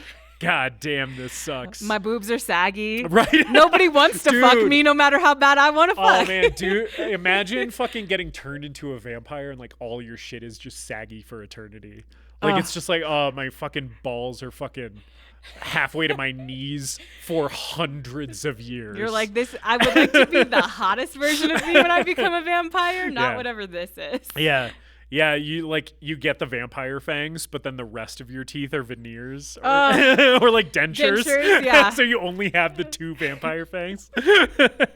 You're gonna gum someone to death. Yeah. You like turn into a vampire, but like you still have to wake up to pee in the middle of the night. No. It's like, I thought I would have fixed this. Yeah.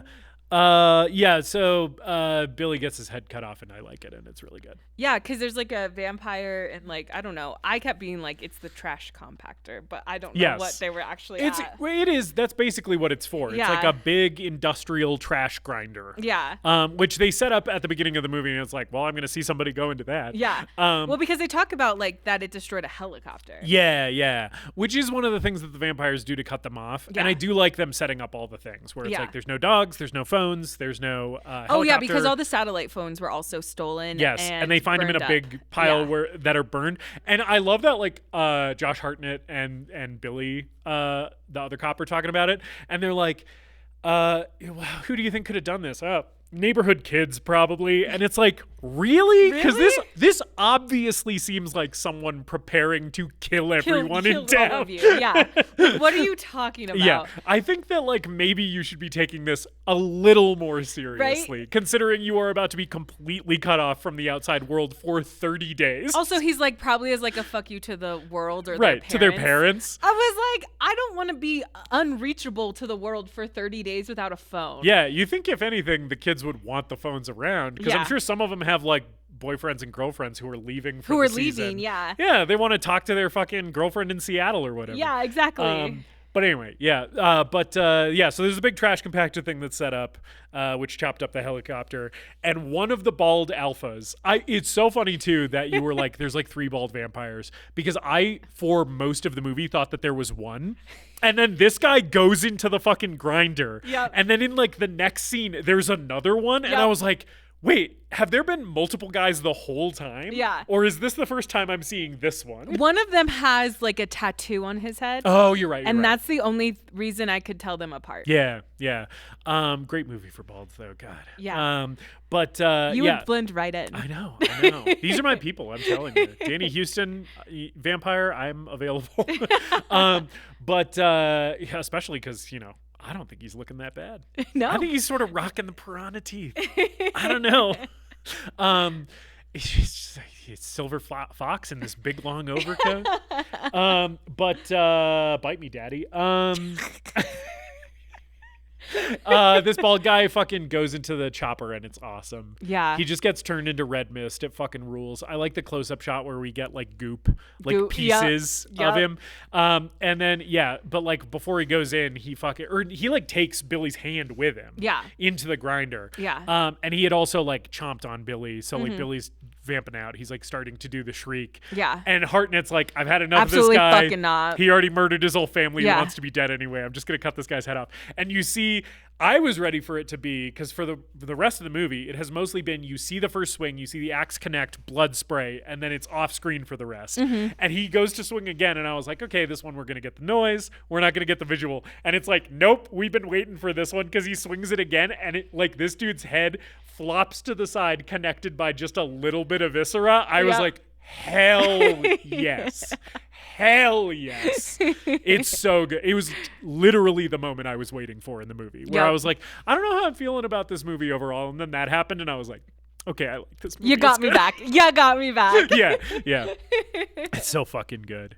It looks completely practical as far as I can tell. Like it looks like they just like built a really good dummy and swung an axe at it. I feel like a lot of the effects in this movie are practical. Yeah, for sure. Yeah. For sure. I think we maybe have a few CGI squibs here and there, but not many. Most of the blood sprays that we're seeing, we're just like pumping something. Yeah.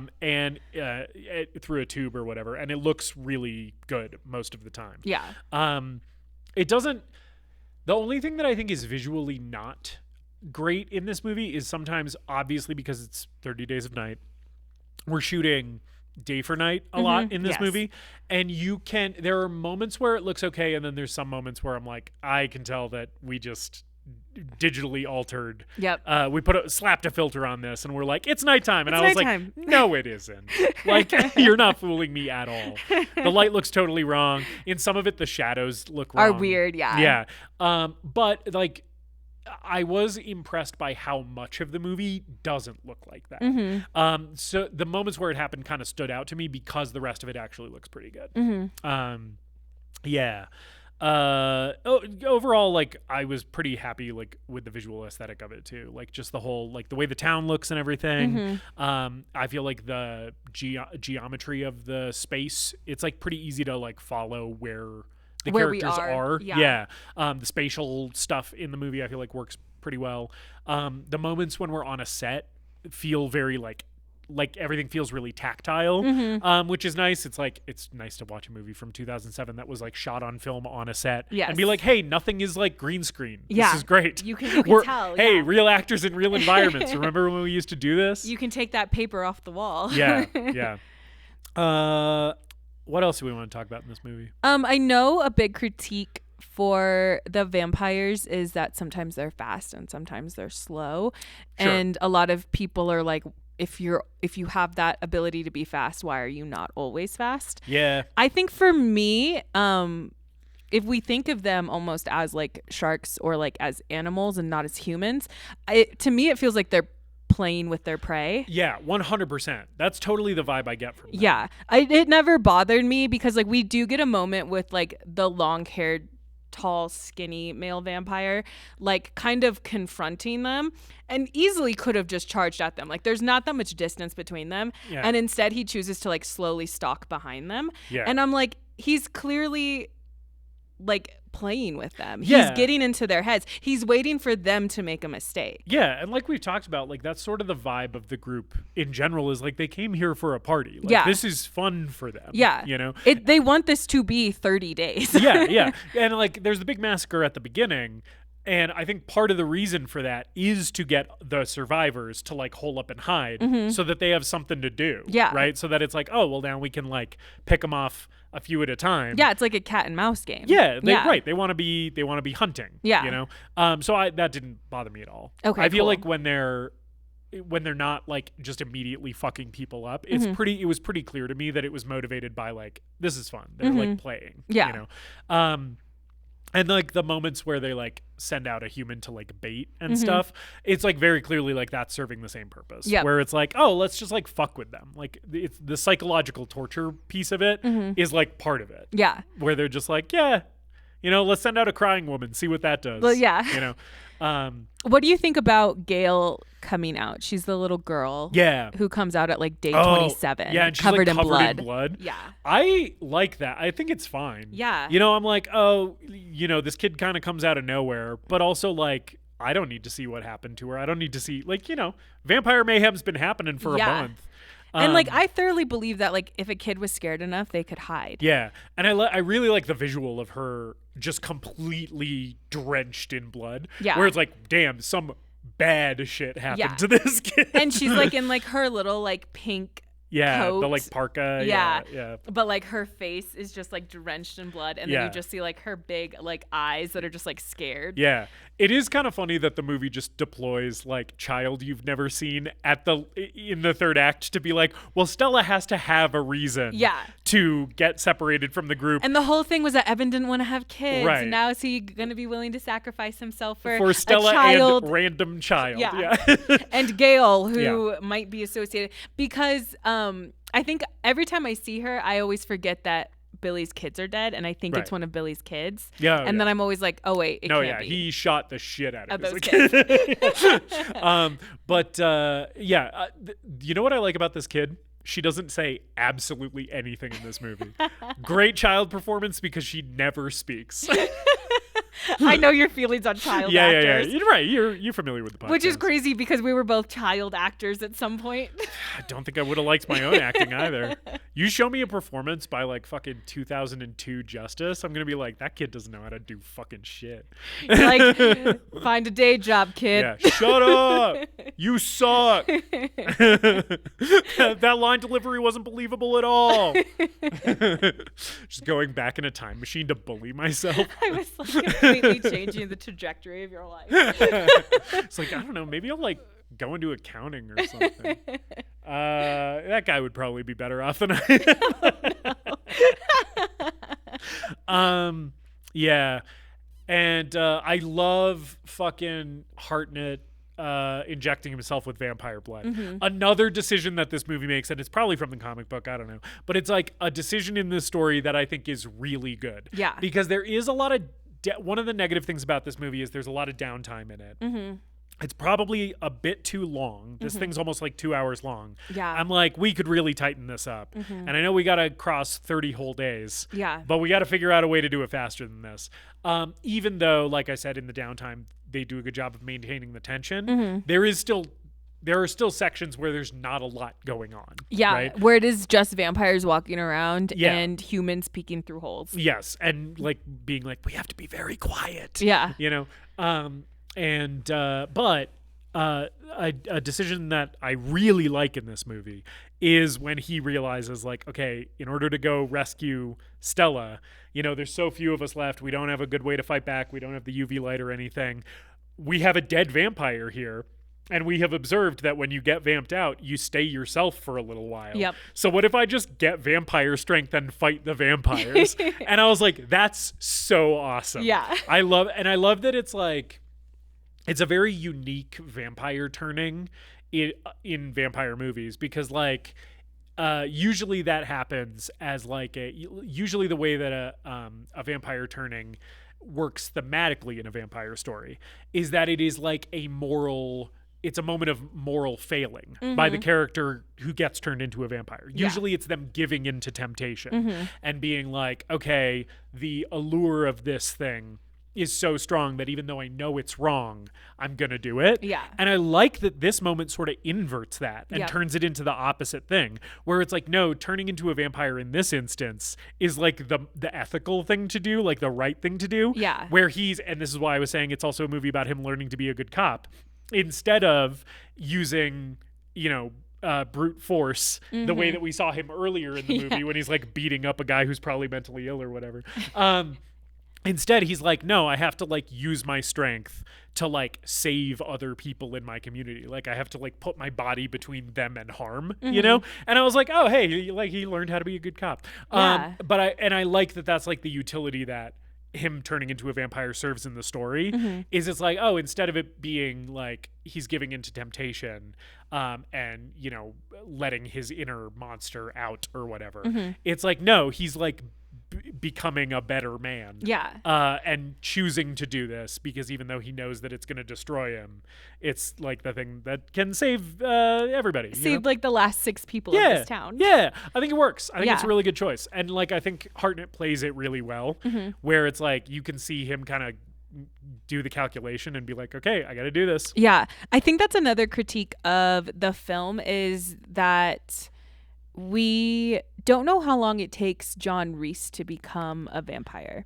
Right. And we see that Billy becomes a vampire really fast. But we see that Carter kind of takes a couple hours to become a vampire. Yeah. And then, Josh Hartnett becomes a vampire instantly. I'm going to chalk that up to he injects a syringe full of vampire blood directly into one of his veins. Yeah.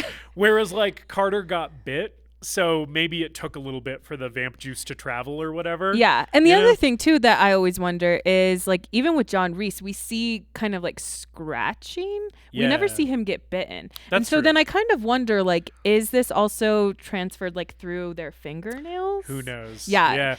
All of that stuff, I'm like, I'm not too worried about any of that stuff. No. Where I'm like, it doesn't bother me. No, and it doesn't bother me either. Yeah. So when people bring it up as like, this is a plot hole in the movie, I'm like, have a little bit of imagination. That shit just like stinks of like CinemaSins to me, where it's like, oh, plot hole. How did this happen? And I'm like, I don't give a fucking shit. It's a movie. Vampires aren't real. Fuck off. Right? Like, plot hole. Vampires don't exist. So that's my big plot hole. Plot hole. This town in Alaska is mostly indigenous people. Yeah. Let's move on. And I also have that same mindset of like he's injecting a full syringe of in essence this like vampire blood, vampire he's, like, venom, whatever it is. Right into his like fucking straight into him. Yeah, whatever vein that is that you use for drugs or whatever. And it's going straight to where it needs to go. Yeah.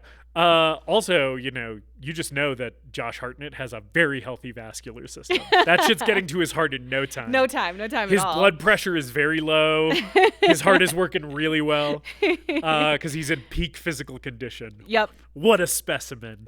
But and then he fights Danny Huston, and it's awesome. It is so cool. The moment that ends the fight, which I referenced earlier, where it seems like Hartnett gets beat, and then Danny Huston does like a flying punch at him to like kill him, and Hartnett raises his arm and just puts his fist through Danny Huston's mouth and punches out the back of his head, and you see like his hand has like brains all over it. Fucking incredible. And it's like his like mouth is open and you can still see that like Josh Hartnett's arm is like through him and he's just like fists his whole mouth. It's so crazy.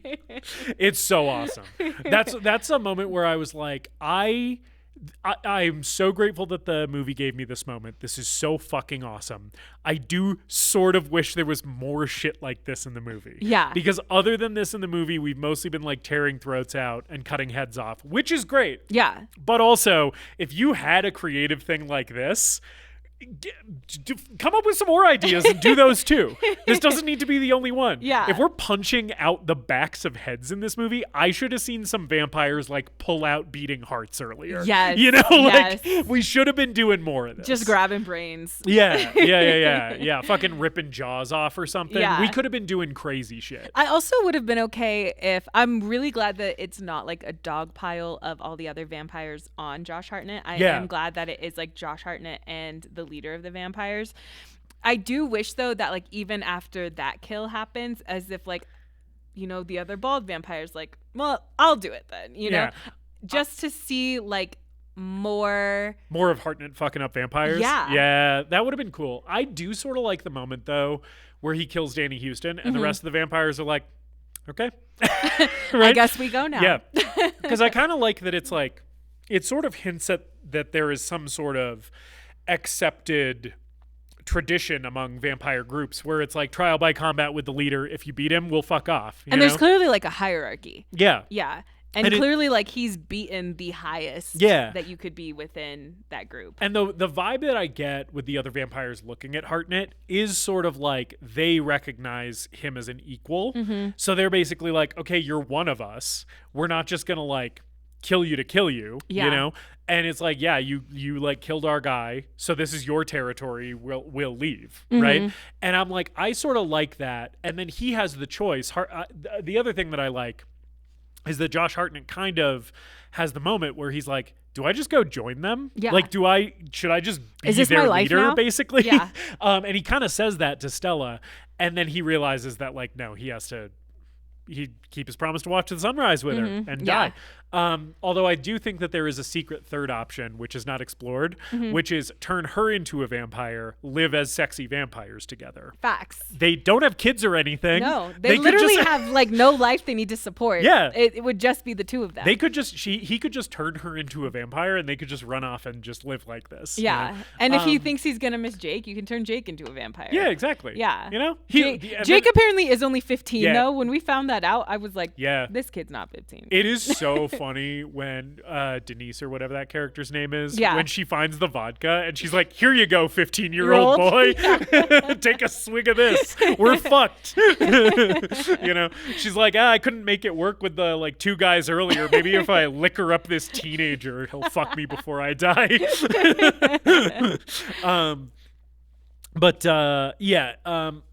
I do like the thing at the end though with him choosing to watch the sunrise. It's always like a tried and true good thing in a vampire movie when there's like the choice to be like, no, enough of this. Yep. I think I am gonna go out on my own terms or whatever and like choose to not be the monster or whatever. Yeah. We have like the best version of that is in Midnight Mass. It's never been done better. But in this I was like, oh, this is kind of like a good oh gosh, I forgot that Midnight Mass was vampire. How can you say that to me? I don't know. But I also love that. What do you mean you forgot? Stuff I liked earlier, and I was like, no, this stuff. You're just like, oh yeah, that show that's about regular Catholics, where nothing else sounds happens. about right to me. Yeah. Well, that show. I mean, and also spoilers for Midnight Mass. By the way, I just said a huge thing that happens in that show where if you haven't watched it, that's a giant spoiler, but whatever. It's been out for like 10 years. Who cares? I was about to say, also, I feel like if you listen to this show, you watched it. Yeah. God, Midnight Mass rules. But yes, and I like him. I like them watching the sunrise and him disintegrating. Him turning into Anakin Skywalker. Yeah. Yeah. Literally, as it was happening, I was like, "Yep, I've seen this makeup before." Yeah, where he's like got the cracks and everything. Yeah. He's like, he had the high ground, or Obi-Wan had the high ground. Yep. The thing that was a little distracting to me in that sequence, and I like the sequence, I think it's pretty well done, and even the digital effect of his face like crumbling looks pretty good, but she's holding him the whole time and she has like her hands like on his face, and I'm like, is he not hot? Right? It seems like he would be boiling hot. Yeah. Or also because like he is like kind of like disintegrating a little bit. You would think her hand would need to start to like come into the face because it's disappearing a little bit. But her hand stays perfectly like rounded to where his face is. Yeah, his face isn't disintegrating so much as it's just getting really dry and black. Yeah. And flaking a little bit, but he mostly stays intact. Yeah. He just turns into kind of like coal, basically. I was just like, is that not burning your hands? He looks hot. Yeah. I also wonder at the end of this movie if they thought they were going to get a sequel. Because they let all the other vampires go? Yeah. Yeah. And also because she looks very angry holding on to him. And it does just kind of like close in on just like her eyes looking over his head. Yeah. Looking pretty angry. Yeah. And then it cuts to like all of the pictures as it does like the credits. I think there is a sequel to this movie. I don't know if it's tied into the first one at all. There's a sequel, a direct-to-DVD sequel called 30 Days of Night, Dark Days. And the character of Stella does come back. Okay. So it seems like they did mine Maybe that is they went back to that well. Yeah. Yeah. Somebody went back to that well. I don't know. It wasn't David Slade. Somebody. It was a direct-to-DVD well. Yes. Yes. The guy who. Oh shit. There's also the guy who made the direct-to-DVD sequel, 30 Days of Night, Dark Days, also made a web series called 30 Days of Night, Dust to Dust. I bet that sucks ass. One of these days, I should drink a lot of beer and smoke some weed and then throw on 30 Days of Night, Dust to Dust. And see what's going on. Anyway. Oh, there's another moment in this movie that I just want to mention really fast. When they kind of realize that they need to maybe like fight against these things, Stella and him get in his car and he says that he's going to get as much dynamite and bear traps as can go into his car. And this is when they first run into the vampires as a horde. And they're strong enough to lift the back of this car. Oh, yeah. And, completely flip it over. But there's a moment between the lead vampire, whose name is Marlowe. All the vampires do have names. Yeah. And they're in the credits, but they're not important. Nobody ever says any of the vampires' names. Lead vampire. Yeah. Yes. Danny Huston. Yes. He is looking at Josh Hartnett as it's like happening, and there is this like moment where they're like making eye contact, and there's a moment for me where I'm like, there's already like a mutual respect. Well, yeah, like this leader is like, you're the leader of this coven. Like if he's looking at it as like, this is my coven and that's your coven, he can already tell like you're the leader. Yeah, that's why that's one of the reasons why I think that final fight and like the resolution of it is so good, because I totally agree with you. And Josh Hartnett shows up at the end, vamped out, and Danny Huston sees him and refers to him as the one who fights. The one who fights, he says some words in his fake vampire language, and the subtitle is the one who fights. Yeah. So it's like he has clocked him already and is like, I know who you are. Like, you're the warrior one. Yeah. Right? And I'm like, I do like that, where it's like game recognized game, you know?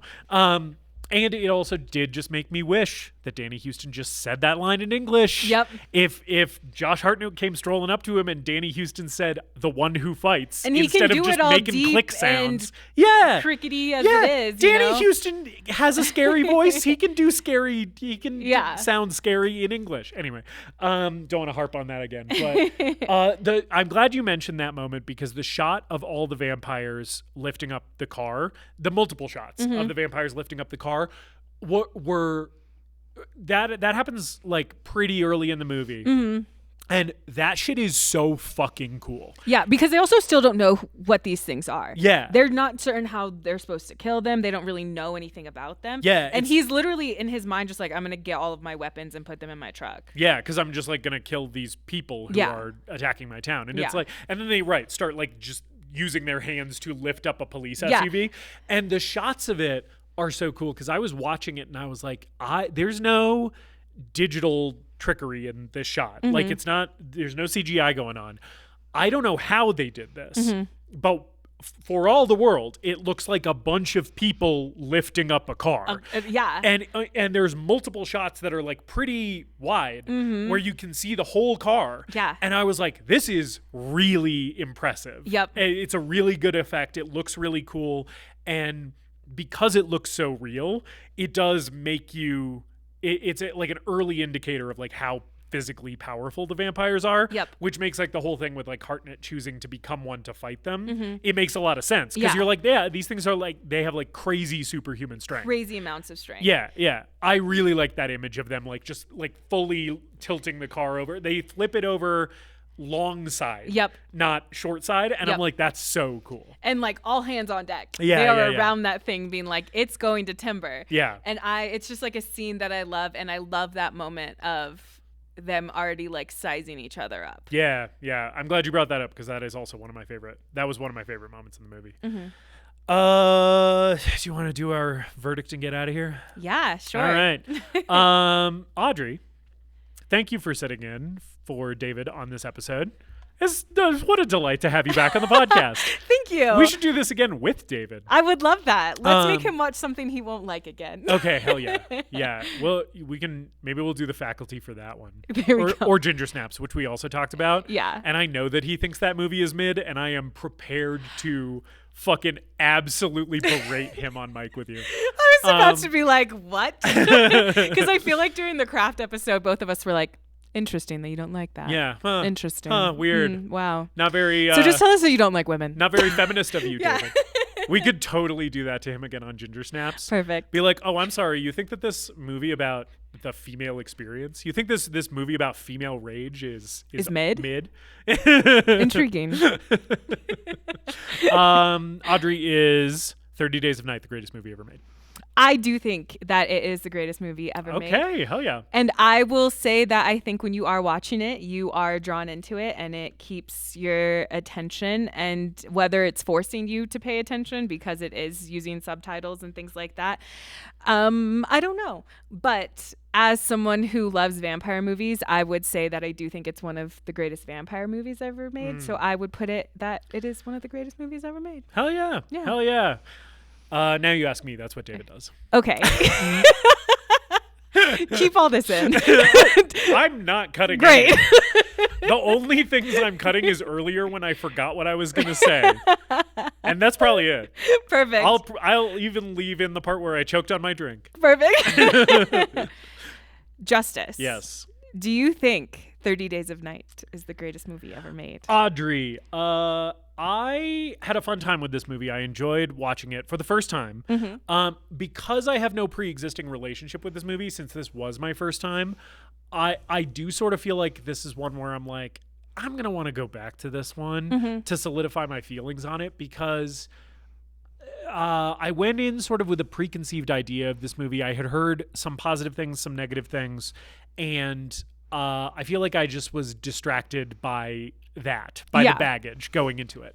So that being said, like, I really liked a lot of this movie. I think visually it does a lot of things that I liked. We talked about like some of the really awesome moments of just like horror gore, which I'm a sucker for. And like, yes, please, like any movie that kills a fucking kid with a fire axe, or shows us a gnarly decapitation, or has a guy punching another guy through the head, like all of that shit is like for sure my bag. Yeah. Which is why I'm a little surprised that I am going to give this one like a soft no. Okay. And I think it is ultimately down to like, it's a little too long. The characters are a little too thin, and there's maybe like a little bit too much downtime. And all of those are problems that I think would make a lesser movie straight up bad. Yeah. But this movie has enough awesome shit going for it. Not just the gore and stuff, but also like the performances. Like Danny Huston fucking rules in this movie. Yep. And like Hartnett is great as always. Like this is one of the better performances that I feel like I've seen from him, and he's always good. I think he's truly awesome in this movie. The flaws hold it back just enough, I think, but I could totally see myself gaining more appreciation for this movie the more I watch it. Yeah. And I do think that this is going to be like a, in October's in the future, I'm probably going to be like, I feel like watching a scary movie. What's like a good standby? Like, what's something that's going to be really solid that I know I'm going to have a fun time with? And it's like, oh yeah, I'll throw on 30 Days of Night. Nice.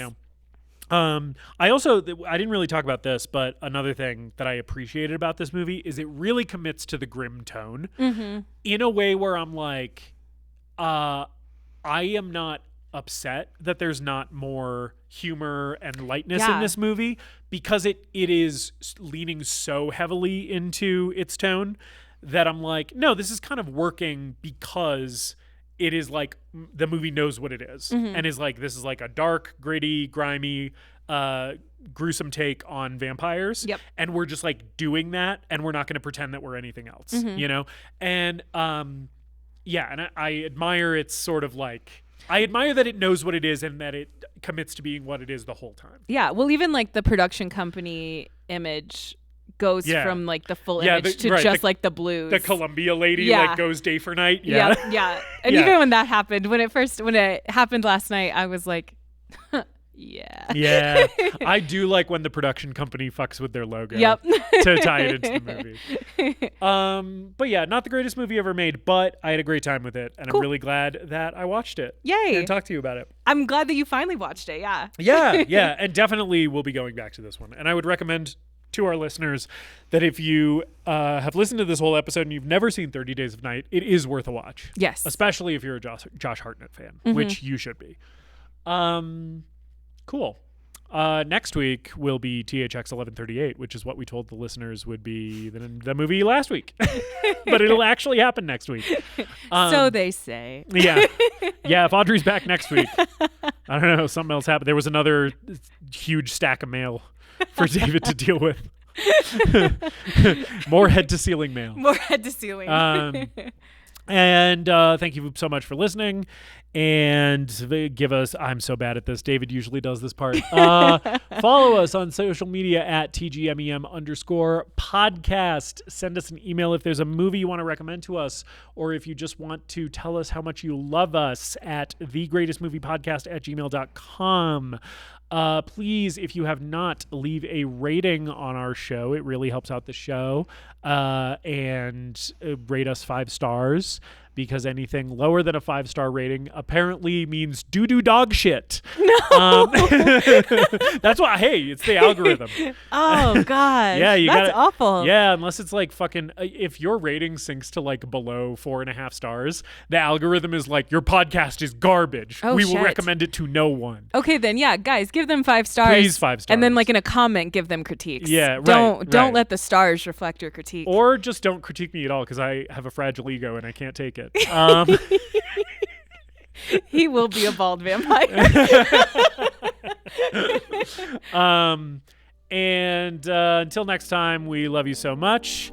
And as always, later dipshits! We hope you enjoyed this episode of The Greatest Movie Ever Made. Please remember to leave us a rating and a review, and to subscribe to the show wherever you listen. We appreciate you supporting the show and spreading the word. Tell your friends to listen, tell your enemies to listen, tell your mom to listen. If your neighbor has an unsecured Bluetooth speaker, connect to it and play an episode. You can follow us on social media at TGMEM_podcast. And if you've got a movie that you want us to talk about, send us an email at thegreatestmoviepodcast@gmail.com.